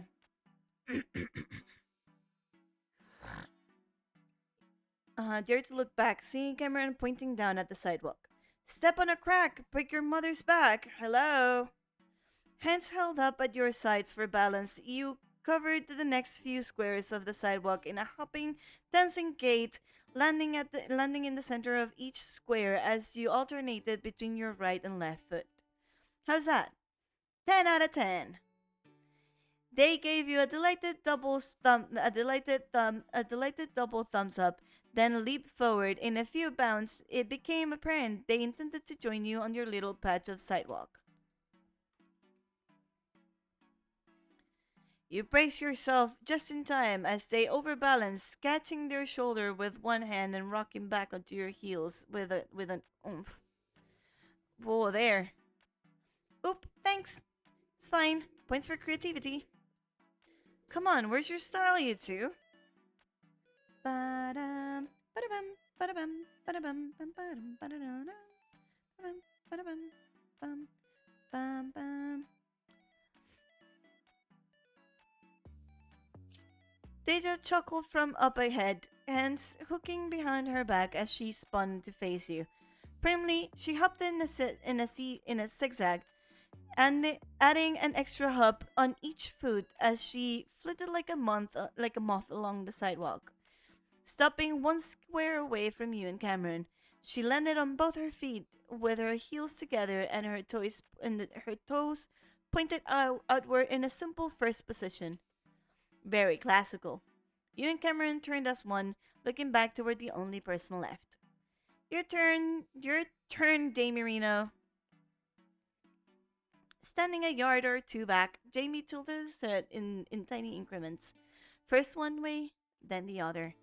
This is hopscotch? He pronounced the word delicately, his fluid accent coming a touch more pronounced. Cam gave an encouraging nod. Pretty much, just without the chalk. Coming over, Red Rover. That's not necessarily confusing at all. That's not unnecessarily confusing at all. It rhymed. I had no choice. While Cameron fended off a fond hair tussling from Deja, you noticed Jamie watching them both with a faint smile. You'd been a little worried without Percy or Elio around, he'd have a harder time relaxing. Deja's stint in the cart hadn't necessarily helped, but at least you had Cam. On first glance, Cameron and Jamie went together like oil and water, but on a second, Cameron's impulsive humor clicked well with Jamie's more laid-back mannerisms. And was this about doing it with style? You know, put your own spin on it. Find your flavor. Really tickle your balls about it. Cameron's face. I think what Cameron means is just be you. Don't overthink it. For a moment, Jamie looked as if he was about to ask another question. Instead, he shrugged his shoulders to loosen them, then proceeded to hopscotch his way over to the rest of you. His gait was a little awkward thanks to the careful way he landed each hop in the exact center of every sidewalk square. Through it all, his hands stayed in his pockets and his face remained placid. When he landed on the square in front of Cameron, he finally smiled again, expectantly, with just a touch of his typical self-satisfaction. There, how was that? Bog standard. Cameron verged on a pout, their earlier embarrassment forgotten, as they punted pleadingly back up the sidewalk. Go again, with feeling this time. Cameron. Jamie smiled. Fuck. No. Jamie's smile brightened to something truly happy, his eyes lighting gently. Fuck. Sorry, give me 1 minute. I dropped the steam toy.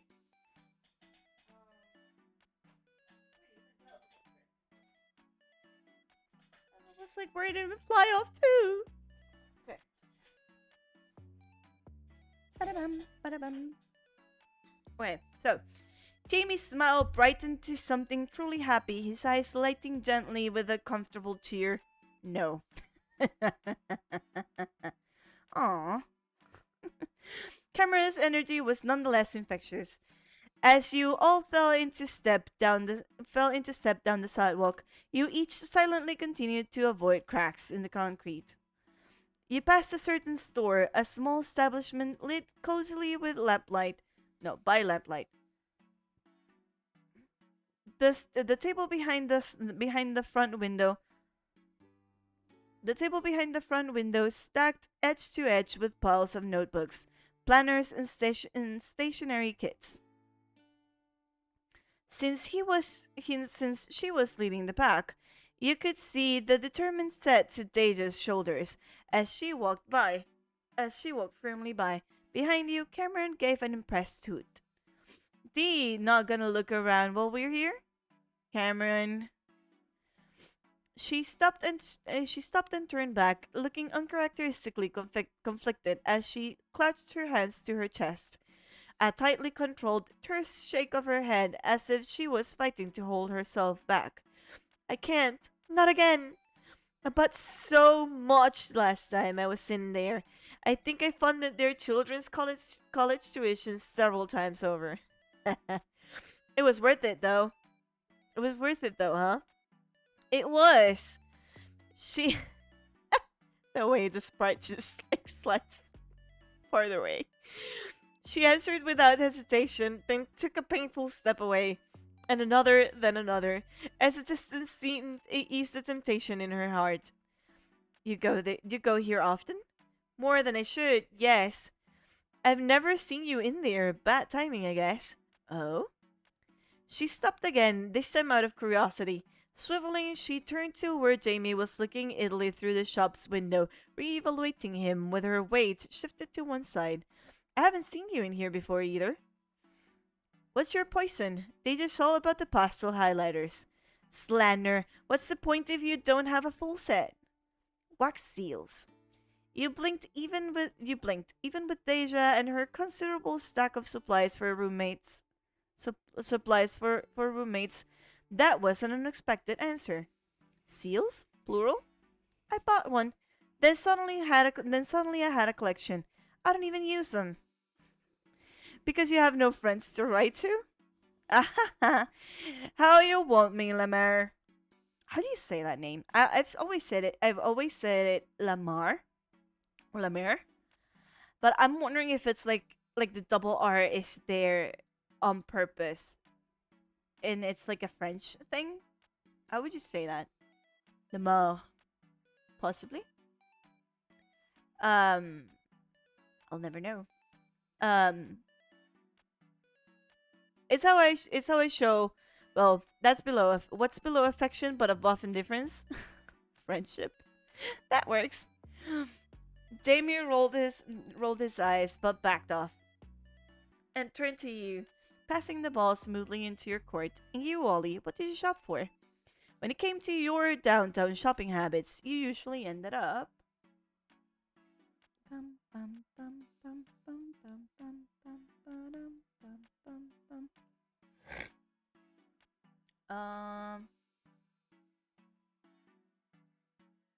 I'm gonna do at the art supply store, at the fancy Salts and Spices boutique, at the record store, at the toy shop. Somewhere. Somewhere.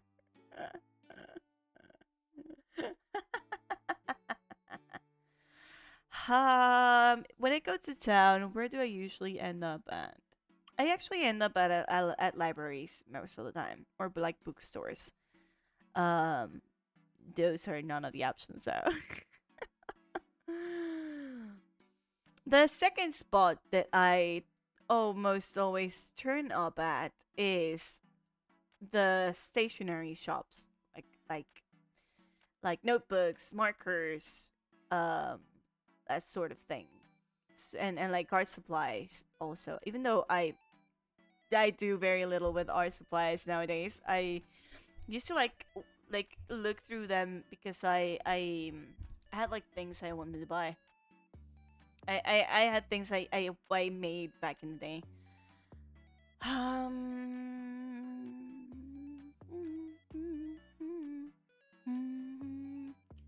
Let's save and see the answer to each of them. Oh wait, what am I saving? Here I'm saving. Okay. Let's do the art supply store. I like to go up and down the alleys. Up and down the alleys. Up and down the aisles of the supply art store. Did you buy anything? Only sometimes. But hang on, I'm still thinking about how we've apparently missed you every single time we've come here.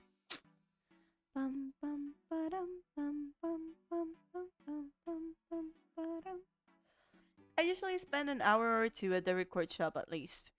There was that one time when you got so lost in the sauce you started dancing along to the beat. Oh, or the time when you thought nobody could see you air guitaring in the corner. Did you record it? Of course I did. But hang on.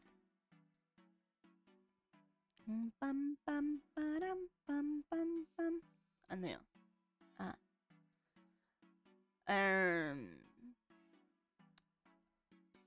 Oh, I go and buy salt. The flakier the better. How much salt do you have? Too much. Don't listen to her. But hang on. The flakier the better.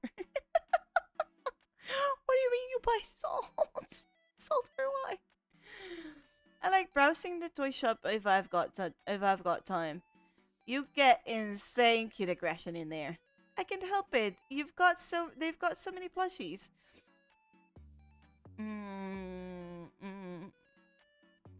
I'm gonna go with my first answer. There's supply store. Well, it's not like I stand in the middle of the street waiting to be recognized. Still, I should have seen you at the community garden at least once. what about the photo shoot, Ali? The frozen CP? Tell me you know Nina at least. What is the CP and why is it frozen? It's it's essentially an ice cream truck. It's cute. They've got a song and everything and everything. It goes like do do do do do or something like that. I don't know. I'm making up something along the way. And they do seasonal flavors instead of all the traditional ones, such as we should go see. And what's Nina? Oh, Nina's a dog. The dog.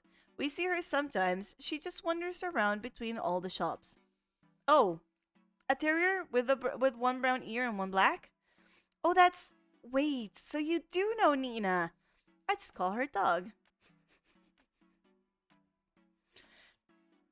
He said it as blandly as possible, and now it was the three of you's turn to stare. You do mean that you do mean the one that lives at the thrift shop, right? Did I skip something by missing? No. Okay.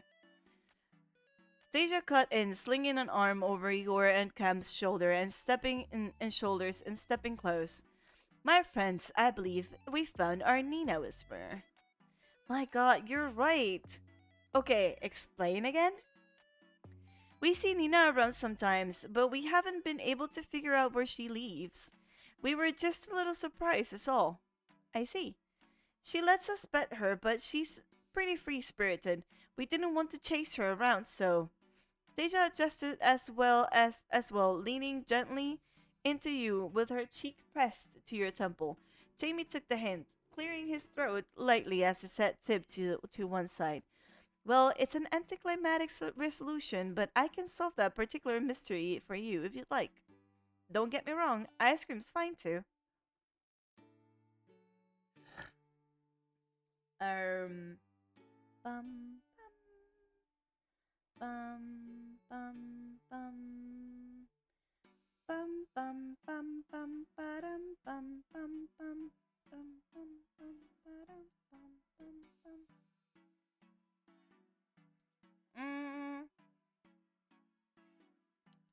Let's go to CPs.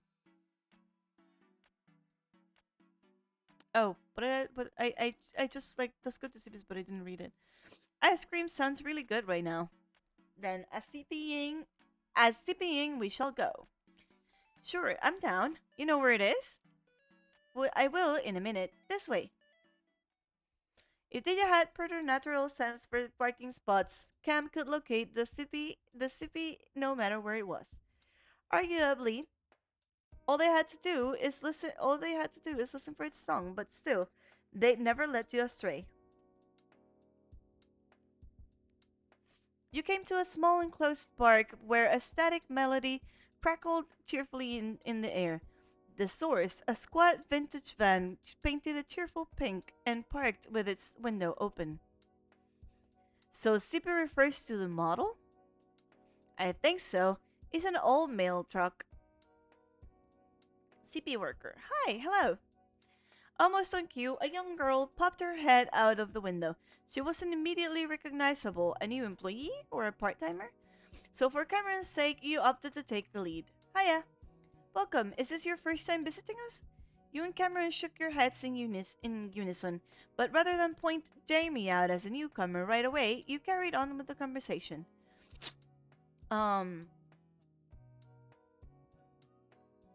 What flavors have you got today? Can I choose more than one?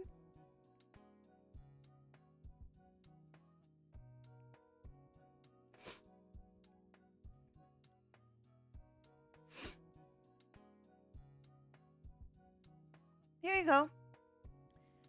She unrolled a small square of fabric, weighted at the corners with magnets, so it stuck neatly to the side of the van. On it were three fabric patches representing the current seasonal menu. Why is it called the frozen sippy? Oh, this is the sippy, of course. She reached down and gave the van an appreciative pat, her hand thumping harmlessly off the metal side. The U.S. mail delivery truck from... She's a U.S. mail delivery truck from the 60s, I think. Sippy, as in zip code. Get it? Hey, I was right. Congratulations. As for the frozen part, well, we sell ice cream. Can I ask why you don't sell more traditional flavors? Well, for one, we partner with local small farms for ingredients. For what ingredients? Sorry, I think there was something before ingredients, and the dyslexia did me in. For fresh ingredients. There you go. Sometimes we do use preserved ingredients, but it all comes from local produce. Don't worry. She tapped the menu for emphasis, her finger landing quickly on the middle patch twice. But do the owners just not like regular flavors? There's that too. Yep, I think they just find them boring. What's your favorite flavor? If I had to say, she tapped the patch at the very start of the lineup, giving you a little wink. The first one on the menu, but it's a surprise. I think we're ready to order. Perfect. Who's up first? You glanced among yourselves, shuffling back a bit, so everybody had a room. From his point in your improvised group huddle, Jamie leaned a little, loose ends of his hair slipping down over one shoulder as he examined the menu in closer detail. I think I'll go with this one. Deja tapped the leftmost patch, then glanced at Cameron, moving her hand over to the middle patch next, and this one for them. You go ahead, Ollie. I'm still thinking. Well, no need to rush him. You pointed to left patch, a bundle of vivid red stems and a crown of green leaves. The middle patch, a half-red apple inside of a tall glass cup. A lumpy yellow squash with a curly stem. Let's do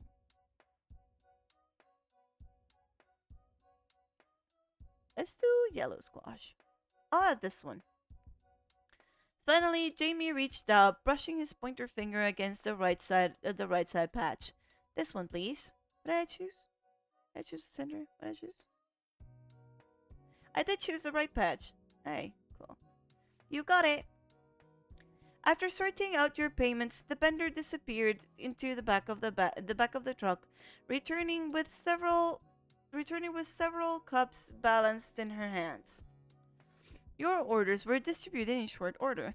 A cup of blossom pink sorbet for Deja, a pale amber sorbet for Cameron, and a cup each of warm sunset orange ice cream for you and Jamie. All right, from left to right, you've got rhubarb sorbet, apple cider sorbet, and summer squash ice cream. Hope you like them. Desserts in hand, you settled at one side of the plaza. One by one, you got comfy, then dug in. Your first spoonful filled your mouth with a creamy vegetable sweetness, followed soon after by a strangely warming combination of cinnamon, nutmeg, and cloves. Had a feeling they were gonna pull something like that. It's because, here, squash is called aoyama, and we use it to make desserts like cakes and breads and cupcakes and muffins and other things. And we also do this combination of like cinnamon and cloves and other things into the cake. So I was like, hey, if this is gonna go like how the squash flavors here go, I think it's gonna be very good. You hummed softly to yourself, trying to pin down how you felt about the flavor. Summer squash was certainly one of the other ice creams you'd tried, but you didn't hate it. Turning your head, you noticed Jamie making a similar thoughtful expression while he dug his spoon in for a second taste. How is it? Interesting. in a good way, I think. Honestly, getting Jamie to try the summer squash is probably most in line with him. Just because he did do the floral cupcakes, didn't he? So like summer squash ice cream is a bit in line with him, kinda. All right, final thoughts. I like it. It's like a hug in summertime, but without the sweat stains. Ugh.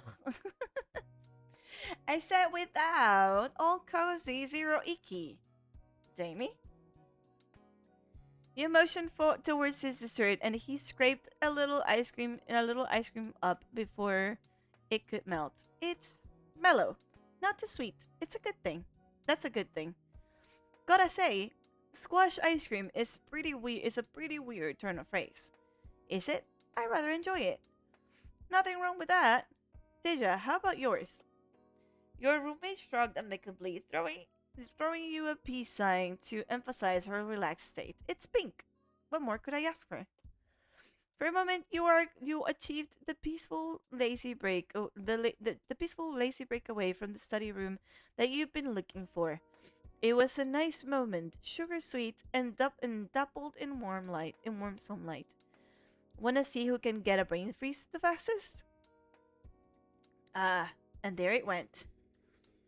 I'd say the winner gets ice cream, but that seems recursive. I mean, ice cream is ice cream. They both looked at you and Deja, waiting expectantly. Yeah, you're down. Oh, it's on, Molinares. Your roommate only raised her spoon, readying herself with a wordless smile, and thus, as Cameron giddily counted you down, you prepared to freeze your brain. 3, 2, 1, go, go, go, go, go! So it's 1, 2, bum. You lifted a large spoonful and chomped down, pressing your tongue against the roof of your mouth. Your senses fluted with flavor before whiting completely out as a wave of frigid pain hit you. Ugh. I almost had it. Brain freeze. Cameron smacked her forehead with the heel of one hand, a mere second after you did. All in vain, as you both screwed up your faces against a tide of short-lived agony. Cracking one eye open, you were rewarded by the rare sight of Deja sitting with her face scrunched up as well, lips pressing tightly shut into a reluctant pout. Doing okay there, Dee? It's quite sour in large mouthfuls. Hey, Cameron laughed.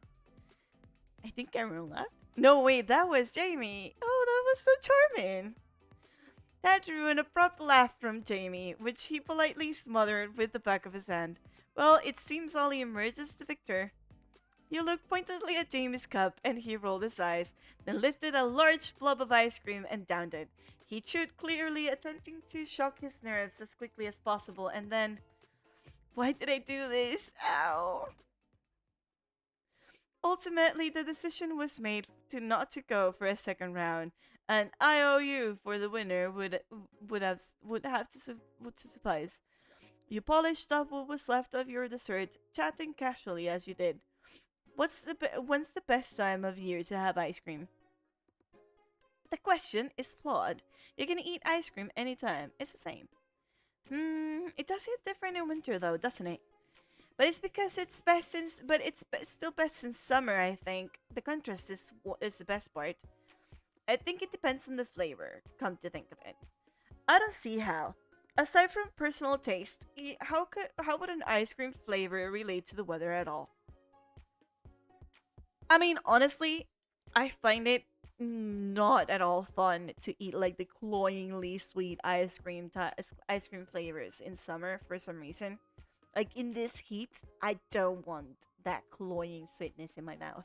I want something fresh. Like I don't know. I don't know. So I was gonna say I like something fresh, and I was gonna say like lemon and stuff, but like, I don't like lemon ice cream actually. I don't like lemon ice cream actually. I would say I like something fresh And that's why I don't tend to go for ice cream when it's really, really hot. I tend to go for frappes. I get like strawberry frappe or lemon frappe, or yeah, just like either of those, lemon or strawberry is it's my go-to. When it's really, really hot out, I don't go for ice cream. I go for ice cream like as a treat. Anyway, like when it's, and I usually eat it inside of the establishment. Like when, like I buy it in like like a restaurant or like a KFC or something like that, and I go with it, like buy the ice cream in that case. Dum, dum, dum, dum, dum. He extended a hand for your empty cups, gesturing for you to. No. Noticing a small smear of melted ice cream on his hand, Jamie clicked his tongue softly and stood. He extended a hand for your empty cups, gesturing for you to stack them together. I'll take this to the trash can if we're all done. I need a napkin anyway. You lolled back in your seat in the meantime, gazing up at the springtime sky overhead. Next to you, Cameron did the same, shaggy bangs falling back messily as they sighed. This is nice. Feel better about exams yet? No, but I do feel better about feeling better. They made an nonsensical wiggling gesture with one hand, and you nodded solemnly. As strange as it sounded, taking time off from studying was an important part of, well, studying. What about you? All good? It's been a good break. Good. I think we all needed it. Would you like one of these? Jamie interrupted you as politely as he could, and you pulled yourself around to face him as he returned. He held out a die-cut circular sticker, nodding back toward the sippy for an explanation. I got a few. Just on a whim. Just on a whim. He blinked patiently at you, and after a nervous beat, you took the sticker from him as calmly as you could. Well, thank you. You're welcome. These are cute. I always forget to ask how much they cost. Thank you. At least, it wasn't quite the shrug on Jamie's shoulder, but you got the sense he didn't want any of you to offer to pay him back. You just slipped your sticker away for safekeeping instead.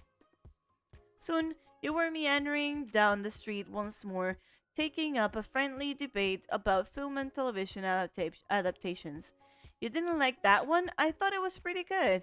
Visual effects can only compensate for so much. The real question is, do you read the original before going to see it? You opened your mouth to chime in, but stopped as you realized you heard something. Hey, what's going on over there? Up ahead was the muffled flow of multi-layered conversation interwoven with distant music and the rustle and snap of canvas overhangs in the breeze. Deja, Cameron, and Jamie paused to listen as well, and you all leaned over to peek around the corner of the next crosswalk. Whoa, how did we miss this? A double row of tents stretched down the city center, capped at the far end by a traffic barrier and a small stage. Residents and students alike browsed, chattered, and laughed as they milled to and fro. Looks like a festival. Look up there. You followed his gaze back to the stage, where a guitarist provided an idle acoustic backdrop to the whole event. Above a banner advertised a 2-day craft fair sponsored by and for local businesses. Wait a sec, there are clubs here too. Cameron pointed to Rin Mayer's colors painted over a few signs and booths. Attendees at one such booth were decorating cupcakes, those at another folding paper flowers, and at a third weaving. So that's why campus is so quiet today. I wonder when this was all organized. Pretty recently, I think. It wasn't advertised in any newsletter until a week or two ago at most. Something about Deja's tone gave you pause. She was searching the scene with specific intent, ignoring the booth's contents in a way that reminded you an awful lot of the barbecue. There was one difference, which you noticed only by the dint of being her roommate. Yes, she was watching as if to check things were running smoothly, but she was worried, almost as if, Deja, is this? Hmm? Your roommate's smile was iced with sweet intentions. It clicked. Deja had known the fair would be here, but, and here was the important bit, she didn't want to be here as an SGB member for once. Whatever the reason, unfortunately, Deja Lamar had a reputation for never ever taking a break. Deja, thank God you're here! Walk faster. Before you could move, a vaguely familiar student wearing bright pink leggings leaped into your path, reaching out to grab Deja dramatically by the shirt.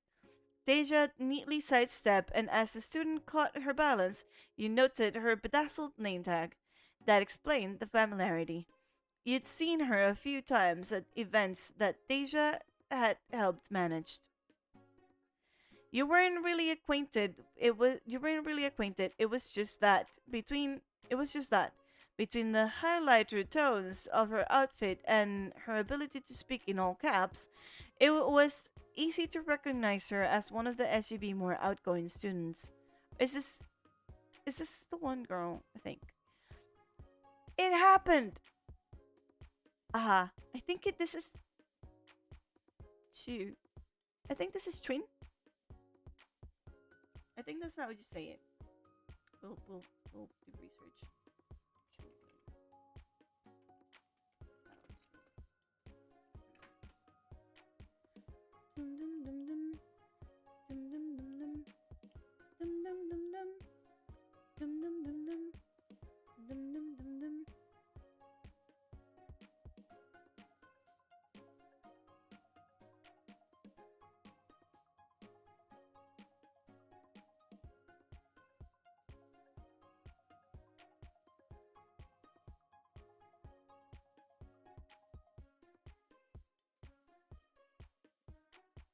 Ah, so it's Quinn. Quinn. Not Queen, but Quinn. Quinn, what happened? What happened? My fortune teller told me it would be it would my fuck. My fortune teller told me it would, but everyone else on the board said we'd have enough, but we are in fact completely out. We are out. Out of sequence. Is that how you say it? Is it sequence?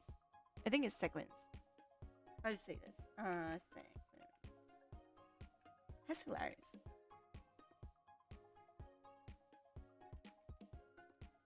It's hilarious that Quinn has run out of sequence. I think it's sequence.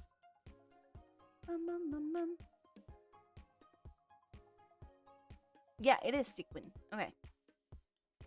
Sequence. Of course we are. After that particularly piteous wail, she paused for breath. Silence settled like powder snow for all of 2 seconds, as each of you blinked slowly at her. And this is a problem because... Deja, please, the fact that the problem exists at all means I've failed as event organizer. You know I've been planning this fair for months. You looked carefully to one side, trying to catch Cameron's eye. Your suspicions that Deja had known about this fair all along seemed more plausible by the second. Cam, unfortunately, was too busy hiding behind Jamie. The two of them had promptly taken 3 large strides backward upon Quinn's arrival, trying to look as uninvolved as possible. That left you next to your roommate. Not that you needed to speak up anytime soon. Quinn's distress seemed largely focused on Deja and Deja alone. Be reasonable, Quinn. Okay, be reasonable, Quinn. If you really need more sequins, you can go buy them. Yeah, I could if I hadn't lost my wallet, and if we weren't understaffed, and if we had enough budget left over, and if everyone else, and if everyone who needs more would stop asking me when we're getting more. How many clubs have asked you for? How many clubs ask you for sequins? All of them. That was surely an exaggeration, but before you could try to point that out, Quinn latched onto Deja's arm, turning at the last second to wave frantically with her other arm. "Oh, hi, Cameron. Hi, Ollie." You waved back. You waved a little back, out of confusion more than anything. You didn't recall ever introducing yourself to her, but of course, there was no time to ask. "I'll bring her back to you, I promise." Quinn. Mew? I'm guessing it's like a now, but like a meow sort of thing. Maybe? I don't even know.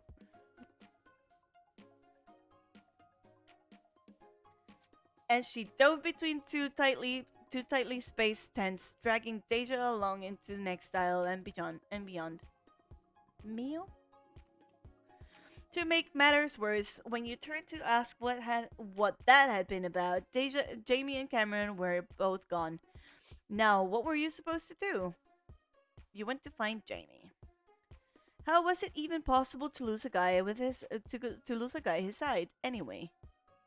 You inched back into the flow of foot traffic, drifting between larger groups of people as you started searching both sides of the street. "Sorry, excuse me, just passing by, sorry." Of course, it was much easier to get lost in a crowd than it was to find someone lost in a crowd. You had to slow down to search, and people at each booth tried to talk to you as a result. What? What was it? No, what? What is it? I saw him. I think he's at the fair. Saw who? While you extricated yourself from yet another conversation, you heard a tangle of sentences one aisle over, near the tented booth run by one of the local businesses. It wasn't the first exchange that gave you pause. It was the wash of voices that quickly followed as laughter of varying intents and volumes filled the air. "Jamie! Hot Jamie? Yes, obviously hot Jamie." God, I swear, it's poor Jamie. Seriously. You tilted your head and crept closer, slipping behind a tall stack of unused chairs. Maybe this was the reason Jamie had disappeared so quickly while you'd been preoccupied. The strangers, at least 3 of them, all sounded like Rin Mayer students. "Did you see which way he went?" "Ugh, no. He's the one that got away every time." There was a chorus of sighs. From the wistful to the mocking, someone with an acerbic tone took over. Their words clipped so that you had no problem imagining the disdain on their face. "You'd think the WMU's most popular bachelor wouldn't spend so much time playing hard to get. Maybe that's part of the appeal. It's all in the chase. Come on. I'd rather chase someone who I can have a real conversation with." Again, laughter, colder this time.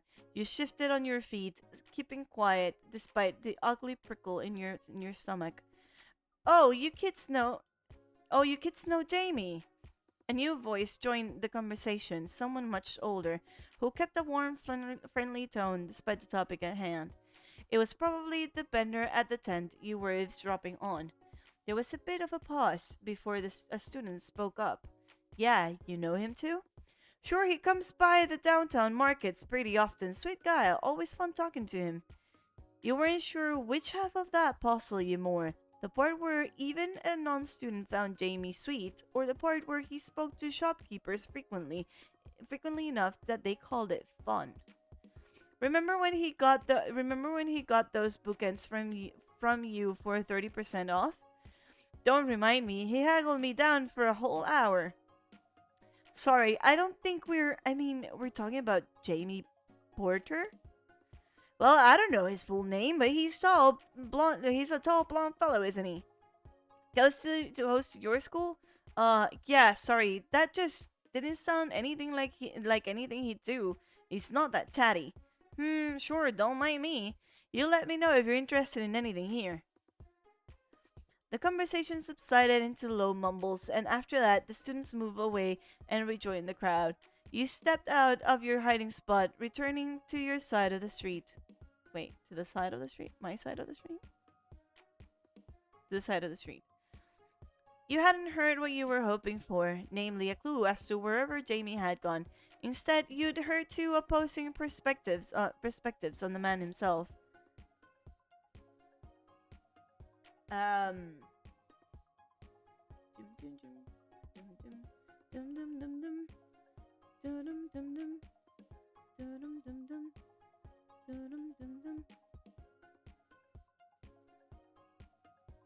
Okay.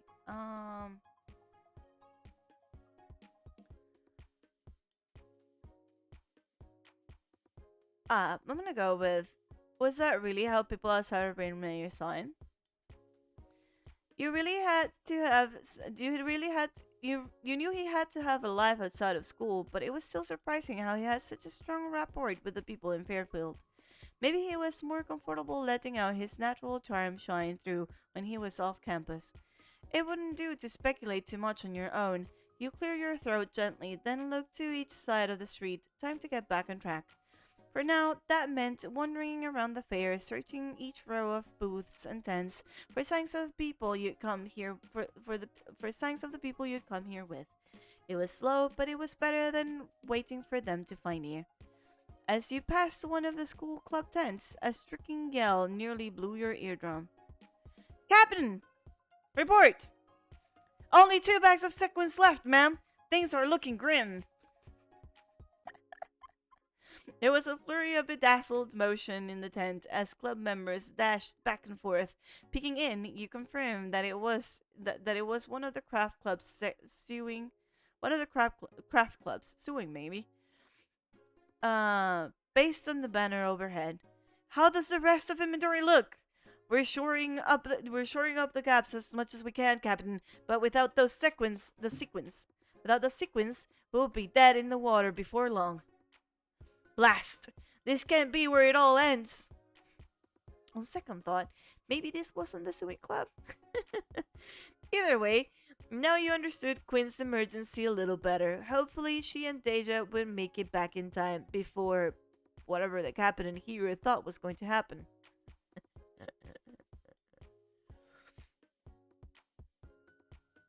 You made it halfway down the.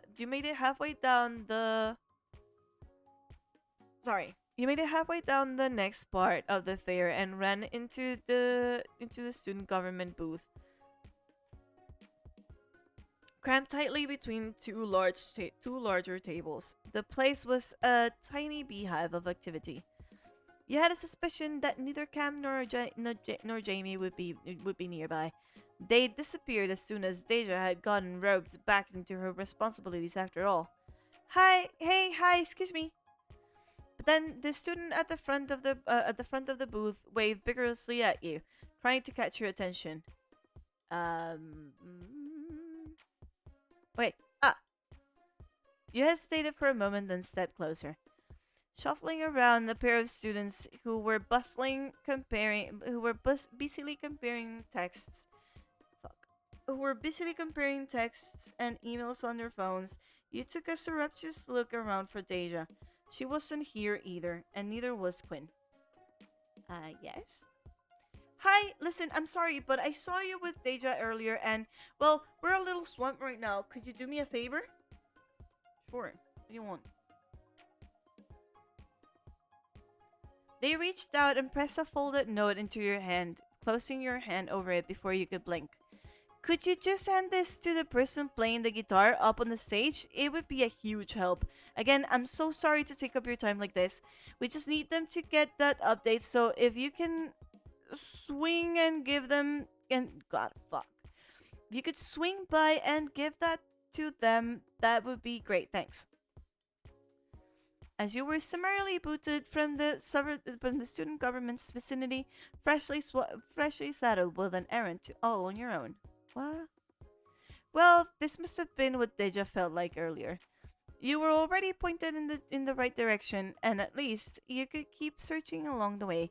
There wasn't much else to do but set off.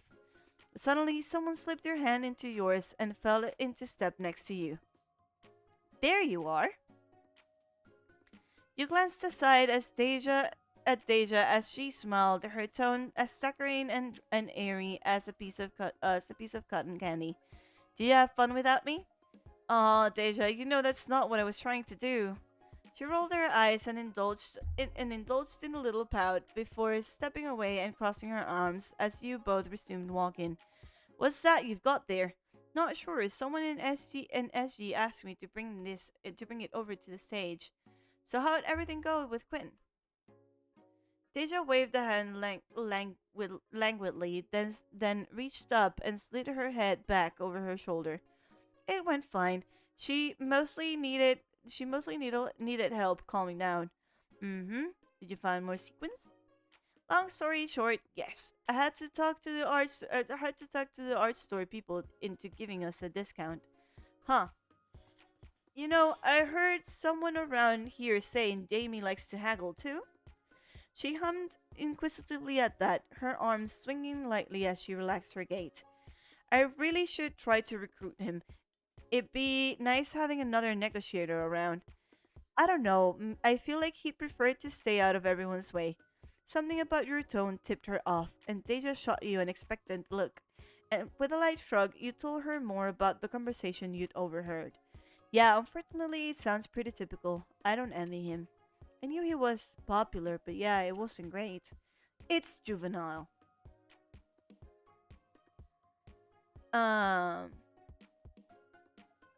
Deja spoke simply, her voice crisp and controlled. She nudged your elbow lightly to signal which way to turn, and you followed her with a smile. The farther you got from the student government booth, the more her posture and demeanor loosened. That was good. She deserved a break as much as the rest of you did. Bum bum bum bum. Save. Bum bum bum bum. Yes. Bum bum bum bum bum. Did you want to come down because of the craft fair? If you must know, yes. She chuckled darkly, hooking her fingers together behind her back. I got a few texts while I was studying asking for any spare board members to come help out. Was that all? There may have been some free samples on offer as well.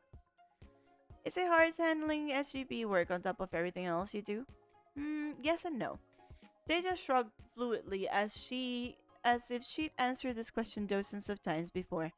I do have to be careful with my time and energy. But you've never seen me get tired of it, have you? The next look she threw you was openly playful and you chuckled in return. That I have not. Why do all this extra work in the first place? Isn't it obvious? The look that across her face was one of smug, self-satisfied confidence. Nobody else can do it as well as I can, so why not get it done myself? Sure thing. How'd Quinn know who I was earlier? Oh, I mean, you've been to enough events with me that she figured it out. I have a second question. Is it the mewing? She does that when she moves through small spaces. I've never asked why.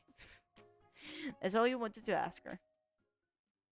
The two of you ducked under the string of flags that kept people from getting too close to the stage, circling around to the stairs that led up to the rise platform.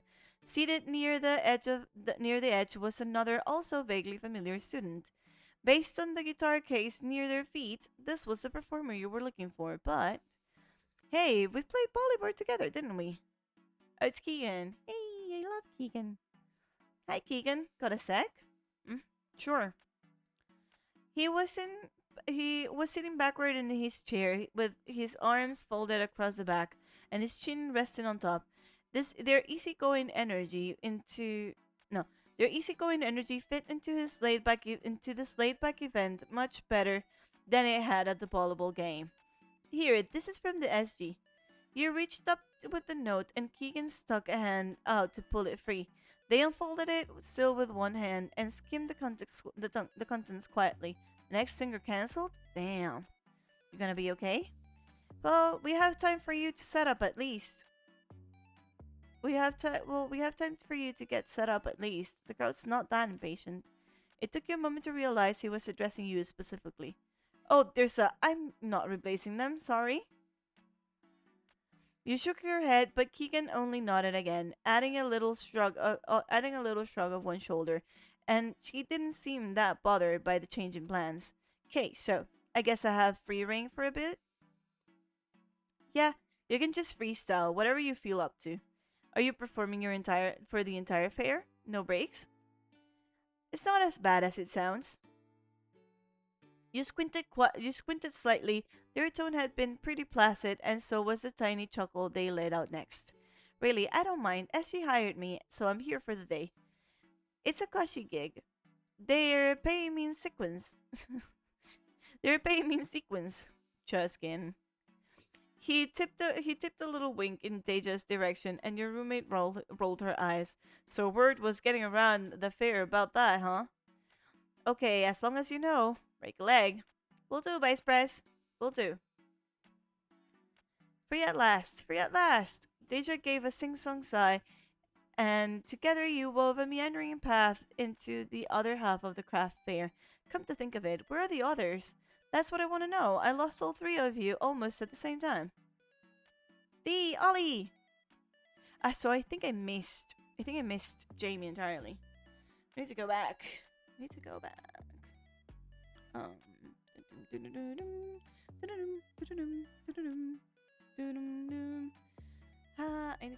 actually. What's in here? What's in here? Okay, so here, this is the one. Load this.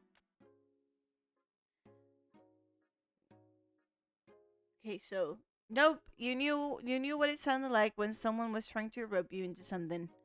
You felt bad about ditching them, even if you didn't exactly know them. Still, you were on a mission to find a missing friend, and so you shook your head apologetically before turning to hurry away. You know what? That makes sense. That actually makes sense because in the barbecue when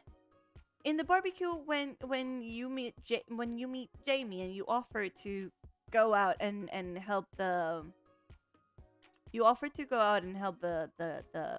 students, the intruders into the kitchen. Jamie looks a bit. I've always felt like Jamie was the smallest bit put out that you'd actually offer to go. Like, he understood, but also was like, well, then weren't you supposed to come here to help me, you know? So it sort of makes sense that now you get a choice where you're looking for Jamie and you get a choice to help somebody. So you have to choose whether you prioritize the person or you prioritize Jamie as who was the one that you were looking for. It's a bit of a lesson for Fall to stop capitalizing on their own things and possibly capitalizing on the things someone else needs in order to be helpful and to be compassionate. So I'm just gonna I'm gonna go ahead with this. It's but I just was mentioning that it sort of made sense for like a Jamie route, so to say, to for Fall to do that. You felt bad about ditching them even if you didn't know them. Still, you were on a mission to find a missing friend, and so you shook your head apologetically before turning to hurry away. Before you even realized she was behind you, you crashed into Deja, or well, you would have if she hadn't cut you smoothly by the shoulders and spun you around. Nice try, Rumi. Oh, there you are. Your heels scraped a little reluctantly on the asphalt as she steered you cheerfully back to the SG tent. Now it was your tent to get roped into something. Deja, you're back. Okay, so I think we can skip on this. Do I maybe not have enough?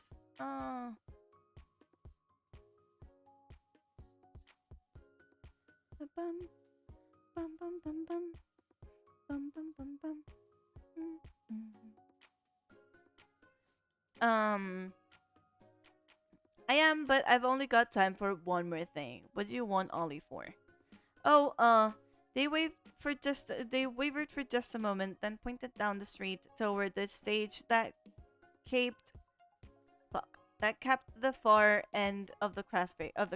You know what? Before deciding whether I go on with this, let me look at my information. Okay, so I've got tons of charisma, tons of compassion, and very little confidence. Very little confidence.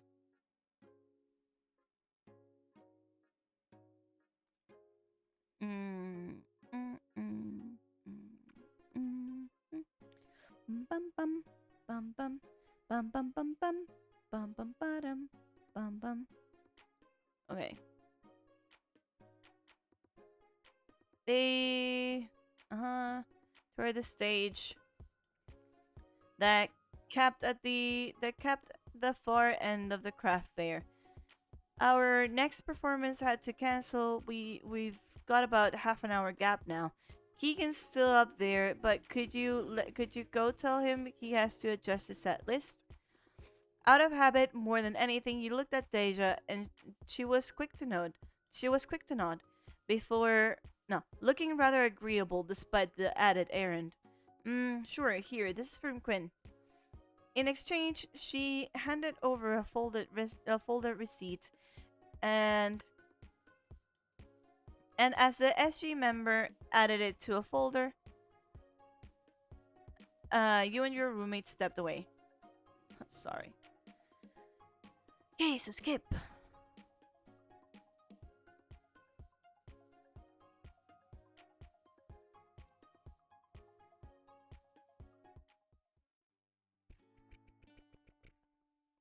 Got an SG update for you. The next act couldn't make it. Deja laid the facts out quickly, and Keegan nodded sedately. They didn't seem too surprised, or maybe they were sleepy. It was a little hard to tell from his expression alone.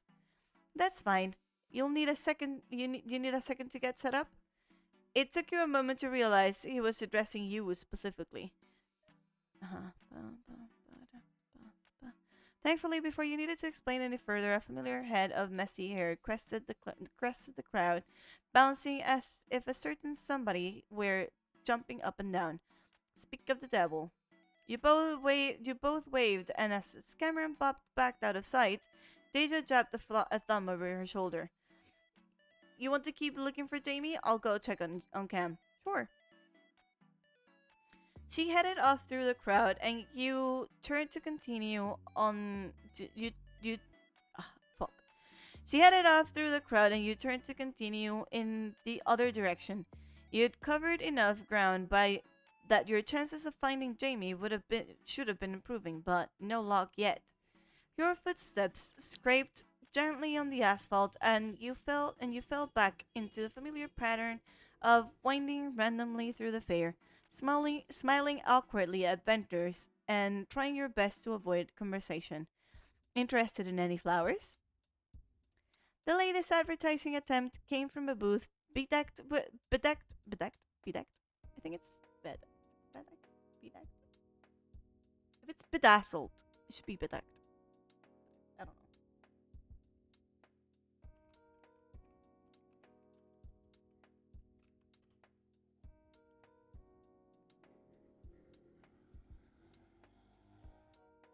Yeah, it is bedecked. Okay. The latest advertising attempt came from a booth bedecked with fresh bouquets. With fresh bouquets. The register and sign barely visible between bunches of colorful petals. God. Automatically, you turned with an awkward smile already on your face, even as the lilt in the bender's voice pinged something in your memory. No thanks, Jamie? Nope, I'm Jamie. There was the slightest curl of smugness to his smile as he looked at you from behind the table. In one hand, he still held out a small wrapped bouquet of flowers. He wasn't immediately recognizable at first, thanks to the baseball cap on his head. What are you doing back here? What are you doing back there? He twitched the bouquet and raised an eyebrow. Okay, what I mean is, why are you back there? I know the owner. He had to step away for a while, so I offered to look after things. So, have you made any sales yet? No. He gave an unapologetic shrug, setting the bouquet back in in its base of water. He only asked me to reorganize some of the inventory, so his gaze unfocused, he glanced past you, scanning the crowds for a quick second, then beckoned you to join him on the vendor's side of the booth. It's easier to talk without the table in the way. Just come on. You gave him a skeptical look, but stepped around to join him on the inside of the covered booth. Because of the canvas overhead, it was shadier, but there wasn't much legroom. That was thanks to the buckets and buckets of flowers arranged inside, blooms and blooms and buds of all kinds, lined up on staggered wooden pallets so they were visible to customers. What the? There is no way they're going to sell this many flowers in one day. I'd hope not. Jamie's tone was mild, and the small smile on his face told you he didn't mean it. He dropped into one of the folding chairs at the back of the booth, and you sat in the other. From this vantage point, it was suddenly obvious why he was back here. Why he was back here. When you were seated, the sheer number of flowers made it hard for passersby to see you. To punctuate, Jamie reached over and flipped the small double-sided letter board on the table, changing the message from welcome to back soon. Let's see if I pass this check. I don't know that I will. Oh, this is an auto, actually. Here.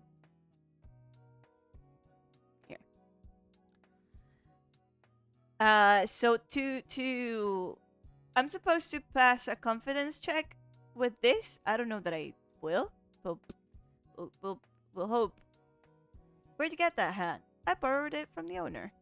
He adjusted it gently on his head as he spoke, and you had a chance to appreciate how effectively it hid his features when he pulled the brim down. Was that me passing the confidence check? I don't know. Maybe it did. Have you been hiding from your groupies this whole time? His expression flickered into frosted disapproval before he smiled thinly. Not my groupies, but staying out of the way, yes. Oh, okay, so that's a bad question. Alright. Load. Okay, so where'd you get that hat? I borrowed it from the owner. So how'd you make friends with the shopkeeper? Are you asking me how to make friends with people? I mean, sure, kind of. Give me your version of it. He shook his head slowly and he tapped a finger to his closed mouth. Oh, come on. I'm going to figure out how you do it someday. Need me to go out there and make a distraction? His eyes glinted with amusement, but when he tilted his head toward the street, it was with a slow, wry refusal on his lips. I appreciate the thought, but we might as well stay out of sight. Didn't have any questions for now. After some time on your feet, it was admittedly nice to sit back for a while. Another handful of minutes passed, and you traded a few bits of small talk as they came to mind.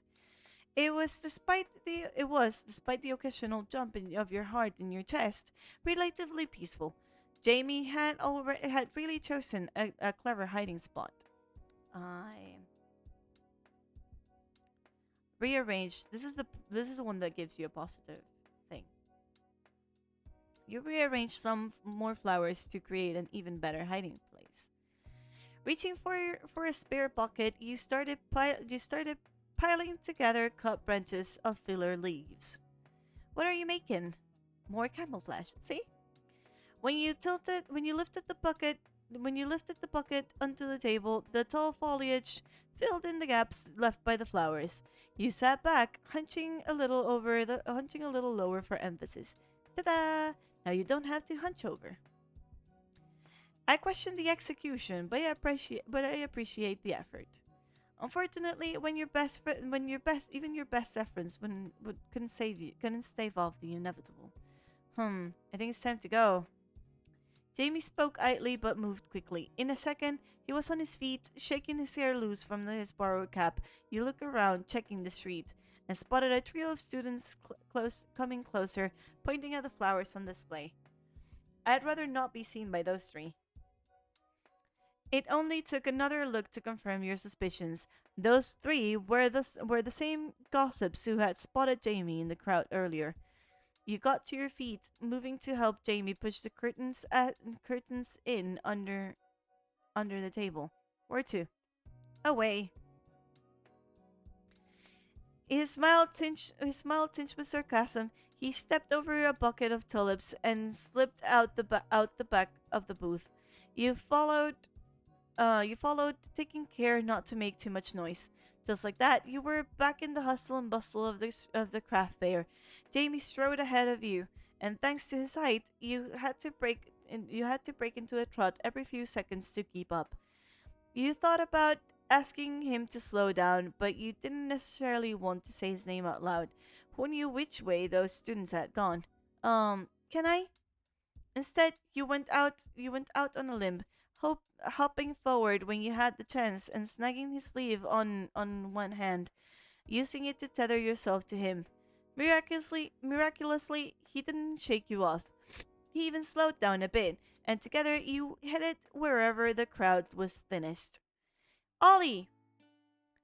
You let go of Jamie's sleeve and turned, spotting Deja as she waved to you from a nearby bench.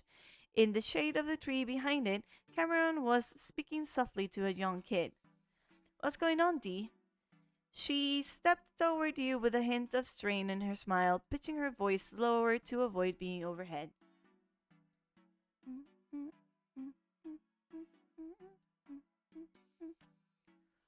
She stepped forward with...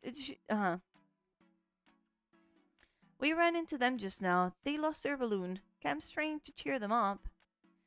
Could we get them another? That was my thought too. But it's a long line, and they said they're waiting for their older brother who ran off on his own or got lost or something. It was kind of hard to figure out between the crying and, well, Cam's better with kids. How could they not be? Cameron might have been an only child, but they had more little cousins than they knew what to do with. Okay, so I'm gonna choose the last one because it gets a point with everybody. Well, Jamie, you could check if any of the vendors have seen a little boy on his own. Deja, you know the SUB best, so could you get them to help or borrow the microphone on stage? Deja smiled at the implication. Not that an announcement broadcasted for the entire craft fair to hear would both calm the kid and bring the... No, wait. Fuck. They just smiled at the implication that an announcement broadcasted for the entire craft fair to hear would both calm down the kid and bring their brother running back. Still, she nodded, listening as you kept putting a plan together. And then, Cam, you could stay here with them, and I could help look for a staff member, or I can stay if you want me to. Before anyone runs off, I have a small interruption to make. Jamie stepped forward, circling the nearby tree as the rest of you paused to watch him.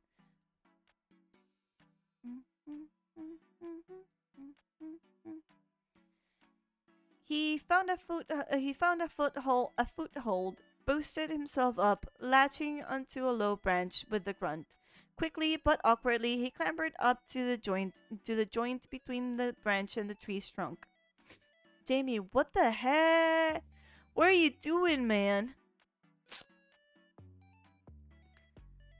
Jamie was too busy finding his balance to respond. He sat up carefully on his knees, shuffling forward a bit, and twisted his body while reaching all the way up to untangle a string hidden in the leaves.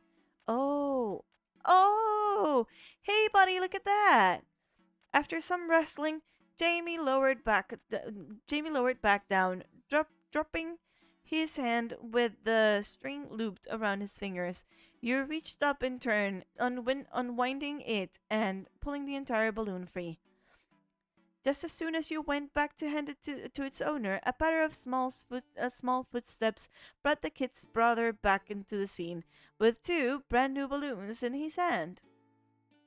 Oh. Well, all's well that ends well. From there, it was Cameron who volunteered to escort the kids over to a help desk. Deja went along to help with navigation and talking to staff. That left you to wait for Jamie as he slouched a little on the tree branch overhead. If I'd known this was going to happen, I wouldn't have come up here. Oh, but now we know your cold exterior hides a shiny gold heart. You thought otherwise? I am hurt. So you coming down? I can't. And thus, it was your job to find him a stepladder. It took 10 minutes to get him down, and by then, Deja and Cameron were back. The distant melody on stage faded, and with a hum, a second microphone clicked on. That should be the end of Key's freestyle break, and the start of whatever act was scheduled to start. Attendees began drifting closer as a result, funneling down the street in a gentle current as space opened up. No, wait, in a gentle current. As space opened up, you idly scanned the nearby tables until one caught your eye. It was another club booth with folding stools that implied visitors could take their time and linger. The students there were sorting through plastic boxes, but they stopped as you approached. Hello. Hey, don't mind us, we're still open. Well, we're not selling anything, but you know what I mean. Oh, hi Viv. Deja, glad to see you made it. Wanna make something? Viv held up a box inside where compartments packed neatly with colorful beads and charms. As well as an assortment of clasp connectors and clips. Let me look at that sentence again. One moment. Viv held up a box inside were compartments. Yeah, okay.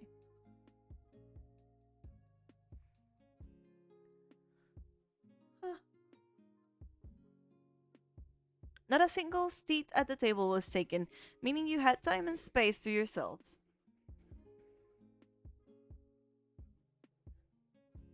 The four of you glanced among yourselves, eyes meeting in silent conversation. Yes, please. You were seated in short order, Cameron and Jamie on one side of the table, you and Deja on the other. Viv stood at the narrow end, passing out glossy spools of glossy nylon cords. Well, if it's not obvious yet, we're the jewelry making club over on campus. You can make anything, really, but we've got some tutorials for bracelets and necklaces if you want inspiration. She slid some laminated sheets onto the table, then started unstacking boxes and bags full of beads. If you're looking for a charm in particular, we have a list on the back of that sheet too. Just look for the little code that tells you which box it's in. That's so organized. Deja flipped the sheet over, and you looked over her shoulder at a finely printed double column of text filling the page. The jewelry making club did not mess around. Hey, what if we all made matching bracelets? Cameron lifted a finger to ward off any protests, then reached to a bracket then reached to bracket a portion of the laminated sheet with their fingers, the section listing a couple of alphabet of letter beats. Alphabet of letter? No, a complete alphabet of letter beats. A complete alphabet of letter beats. Of course. Fuck. Sorry about that dyslexia. I've got dyslexia, please. And we spell out one message across all four of them, then split them up, one per person. What's the message? I don't know yet. Who decides? Cameron's smile was instant, and their answer even more so, as they raised two fingers in a sleepy motion. Play you for it? Your expression crinkled with amusement.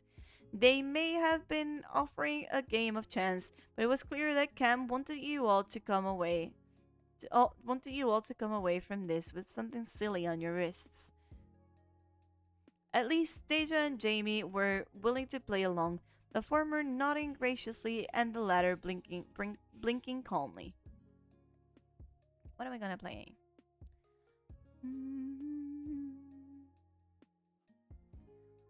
I'm gonna go with paper. Jamie? What's the thumbs up for? Bump. Bump. Straight-faced, Jamie twitched his thumb in a motion that mimicked pressing a trigger button. Bump beats everything. I'm calling Geneva. Agreed. Disqualified on grounds of crimes against stationary kind. Oh, come on. His displeased protest.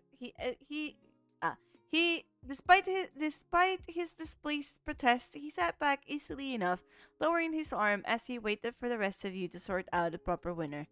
You and Deja had both thrown paper, leaving only Cameron to hold up the same pair of imaginary scissors. I tried to warn you.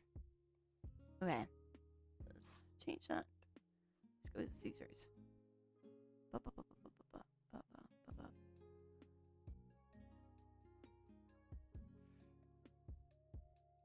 So Cameron is always gonna win, is it? I think he will. You and Deja had each thrown scissors, leaving only Cameron to hold up a closed face. Gotcha with the subliminal messaging. Wait. Say load. One more time and say rock. Jamie? What's the thumbs up for? Blah blah blah blah blah blah blah blah blah. Yeah, it's rigged. Okay. You and Deja had each thrown rock, leaving only Cameron to hold up an empty open palm. Reverse psychology wins the day yet again. Alright, give me a sec. They pulled the tray of beads close and hunched over, shielding whatever message they were planning out. In the meantime, you and the others started braiding simple bracelets out of cord. This is the first year that clubs are participating in the fair. Is this? I think it was. Is this? Is this? Yeah. Yes and no. Before, if they wanted to participate, they had to sign up on their own with the event's sponsors. This year, the SUV stepped in and streamlined the whole process from the start. What's your idea, Dee? Your roommate tilted her head back and forth, holding still as you helped her measure how much string she needed around her wrist. No. Oh, was that your idea? I think. Was that your idea? Yes. No, it was a senior on the board who got things rolling. That's why I was just on reserve when it came to running things. And you ended up not on reserve because poor guy got taken out by food poisoning. Oh, this video is so long. Oh my god. Each of you made a vaguely sympathetic noise at that. Cameron burned their lips softly, still busy sorting through beats. Sorting through beats. Fuck. It always seems so stressful organizing things like this. It's not that bad. We've had bigger ones. The barbecue was bigger, and tapping a daisy-shaped bead thoughtfully on the table, Deja glanced at Jamie. He'd fallen quiet, busy concentrating on his bracelet. You're a third year, aren't you? I heard there was a pretty big concert actually 2 years ago. I transferred in the same year that Percy and Elio started. There was something deliberately back, pruned back about his tone then, that told you he wasn't going to explain how or why. Oh, I see. Okay, ready. Cameron sat up straight again, pushing a few selected beats to each of you and drumming their palms lightly on the table in anticipation. Make sure they stay in order, okay? Looking down at you and looking down at your allotment, you felt your brow you felt your brow crease slightly with confusion. From left to right, you had three beats. A K, an A, and an M. Hey Cam, you sure you gave me the right ones? Sure am. It'll make sense later, I promise. All done. Thanks to your hesitation, Deja is the best. Thanks to your hesitation, Deja was first to finish, holding up her bracelet with a quiet smile. Unfortunately, her letters didn't do much to clarify things from left to right. They read is the. Jamie mumbled under his breast. Breast. Jamie mumbled under his breath and you squinted slightly. Got an idea yet? No. Not a wait. Deja demurred bluntly, shaking her head. Cameron chuckled, then turned aside, glancing down at the loose ends of Jamie's bracelet. Want some help with that? Jamie nodded and dropped his bracelet into their hand. While Cam added an adjustable knot into a final beat, Jamie glanced at your side of the table while Deja was helping you with the same. Oh. What, did you figure it out? More or less. Don't spoil it, I'm almost done. I'm almost finished. Returning Jamie's bracelet, they quickly looped a few more beats onto their own and finished the braid, knotting everything together, slipping it onto their wrist and securing it. Okay, in order. Ollie, Jamie, then Deja. You extend your hand as requested. Cam, Aaron, Jamie next with a delicate sigh. Aaron, and Deja, her chin propped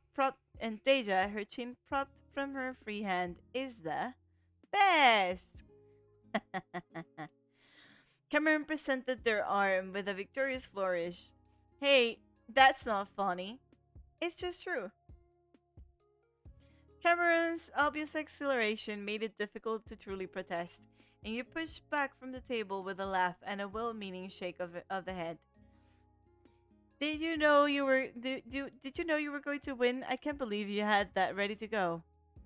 Excuse me, I left it to fate. Not my fault. I'm just fate's favorite. No, this was rigged. Deja, do you have a second? Deja stepped aside with Viv, and the rest of you cleaned up and gathered your things. Your movements were now accompanied by the occasional click of beats and unexpectedly heartwarming sound, which you heard from the others' wrists as they shuffled about. Sorry, we can go now. Where to is the question. You didn't doubt there was more of the fair to explore, but Cameron spoke up to the contrary, looking a little sheepish while they toed at the ground. Well, I'm feeling a little low battery after all this running around. Not that I didn't enjoy myself. We should be getting back anyway. You blinked a little guiltily, havingly blissfully forgotten there was a literal study room waiting for the four of you to return. Not to mention Percy and Elio left behind all this time. The festivities faded quickly behind you as you trekked back to Cam's car. Cam's car. Where the drive down had been abuzz with the clandestine excitement of a sneaky trip off campus. The the return was more sedate. Traffic was merciful, and you were back. You were back in no time. Cameron led the way out of the parking lot, spurred on by the promise of a potentially lukewarm drink. Walking across the green, you were struck by the dreamy quality of the quiet that blanketed this part of campus. On your way out, it had felt like the university was holding its breath, bracing for exams. Now, with your mind more rested, it felt like a spring day's atmosphere. You smiled contentedly, even as you filed back indoors and arrived on the fourth floor. Hey, sorry about what the? Nobody's here? There's nobody here. Sorry. You poked your head over their shoulder, and Deja and Jamie jostled for space on the other side. The study room was as you'd left it, exactly as you'd left it, with nobody else inside. Did we really get back before they did? You considered asking where they were in the group chat, but any message with a timestamp would have served as proof of how late you'd returned to the room yourselves. Your sugar high had already faded, leaving you hungry for something more substantial. While you retook your seat, you couldn't help but think wistfully of Percy and Elia's so-called snack run. As it turned out, you weren't the only one with wandering thoughts. Hey, Jamie. Yes, Cameron. What's your book about?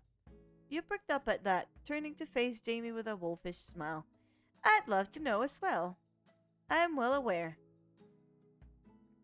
He sighed softly and seemed to finally give in, head tilting forward as he picked up his book and set it down again, pushing it an inch or so toward Cameron with a finger. If you're so curious, why don't you read it for yourself? That'd give you a better impression than any summary I can make. The door clicked open before Cameron could respond, and in came Percy and Elio, each balancing a tray of fountain drinks and Latin? I think it's Latin. I think it's Latin.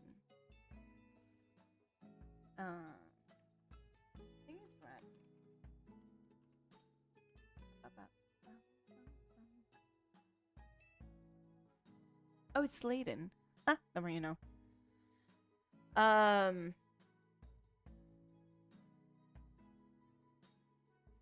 Laden with bags full of food. We're back. So you are. Heya. You and Cameron jumped to help ferry everything safely to the tabletop, sorting out snacks, sodas, juices, and a disconcerting amount of chili fries in the process. Well, well, well, where have you two been? Not ditching, I hope. Yeah, there was a horse in the way. We had to detour. What about you? What were you all up to? Oh, this and that. Jamie Stone warned of incoming comeuppance, and your eyes darted over to him. He examined his nails in a show of casual indifference, then looked up to stare right at you.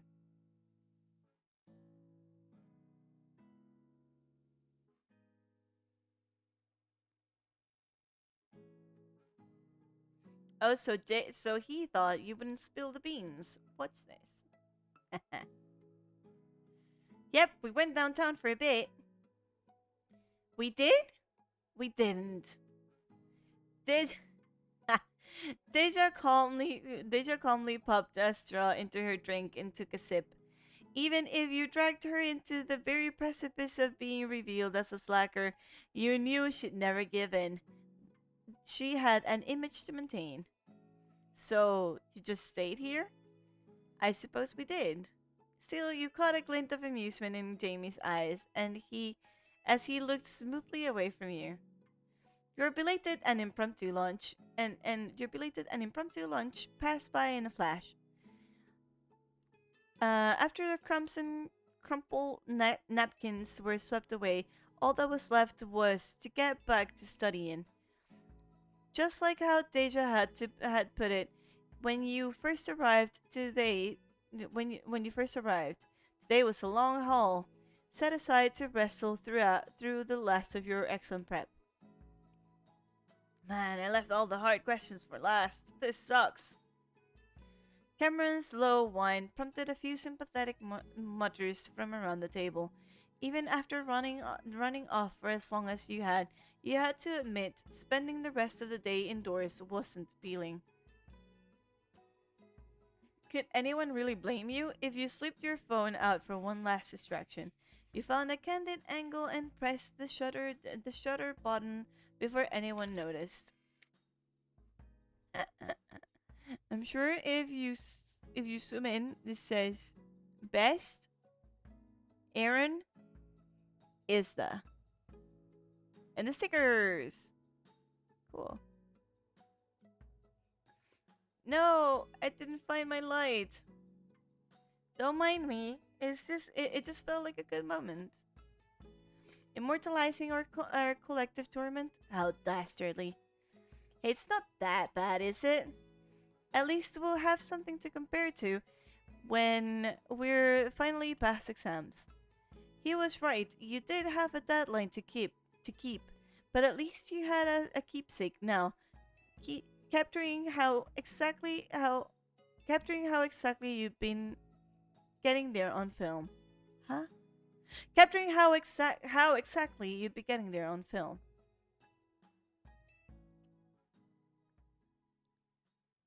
A call. I'm so excited for this call. Let's do the call. Hello? Yeah. Hi. Hello. Huh, okay. Hello. Yes. Hello, Jamie. Sorry, I had to check whose number this was. You didn't save my number, you bastard. You didn't have my contact info I saved? did. It's just, Mm-hmm. sometimes Percy and Elio change the names when I leave my phone unattended. Oh, that sounds inconvenient. Oh, this gets me to a particular event. What did I say I was gonna do? I think I said I was gonna do fake slackers. I was gonna do the fair, and then I was gonna do rainy day. What do I have to answer to go to? What do I have to answer to get to? So where for that? Fair. What do I have to answer to get to the fair? Distress is fair. Yeah, distress is fair. De-stress.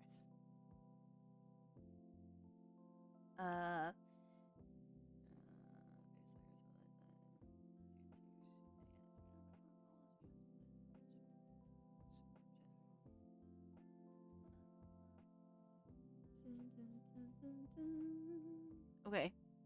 So this apparently doesn't give like any particular amount of points towards Jamie or otherwise, I don't think.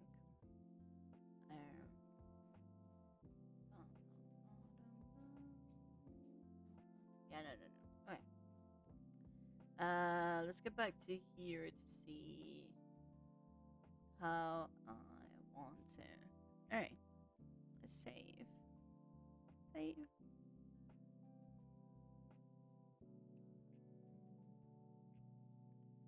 Are you pranking them back later?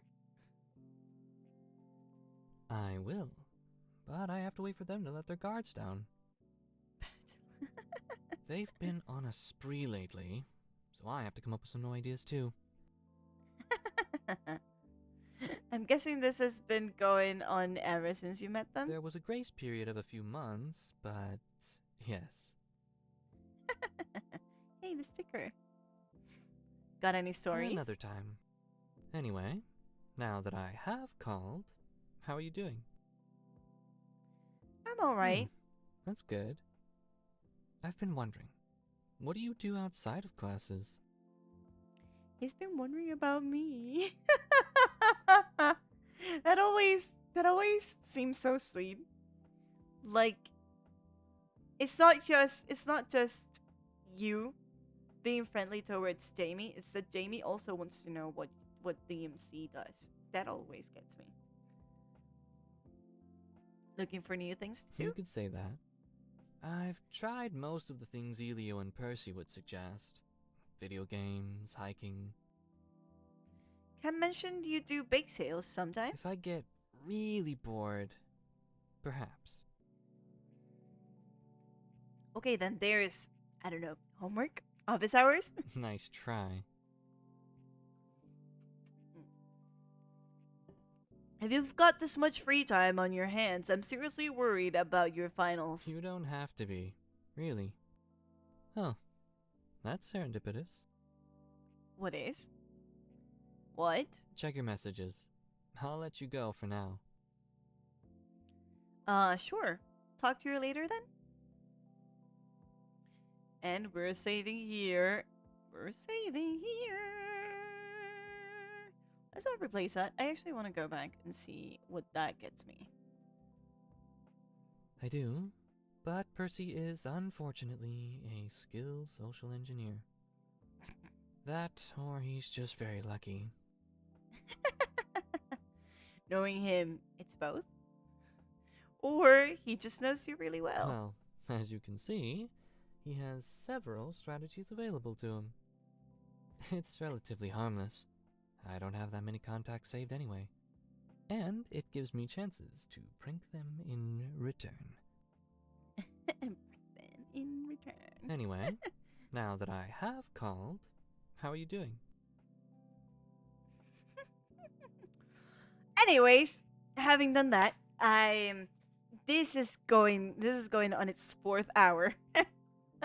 Because of course I did rainy day, discovered that I didn't have enough, I wasn't friendly enough with Jamie at the moment to get him to slide with me, and then I had to like go back. And then I did do the besties edition of rainy day just to see what that was like. Because I don't think I've ever seen it. So anyways, this is gonna be one of the longest videos I've ever done on this thing. I mean, I've done longer, but not that I was ever planning to publish. But this one is just gonna stay like that. It's just gonna stay like this, honestly. I am having so much fun.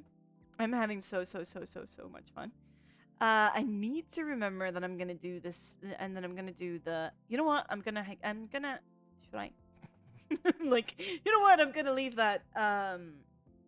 Just a word for that. I was like, you know what? I'm gonna leave that setup, but I might change my mind the next time. Who knows? But well, for now, next time over, we'll do de-stress and hopefully do the last of the. Hopefully do rainy day.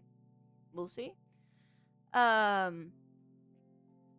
Thank you so much for if you stay with me for this whole 4 hours. Thank you. Thank you so much for listening to me this whole time and putting up with me.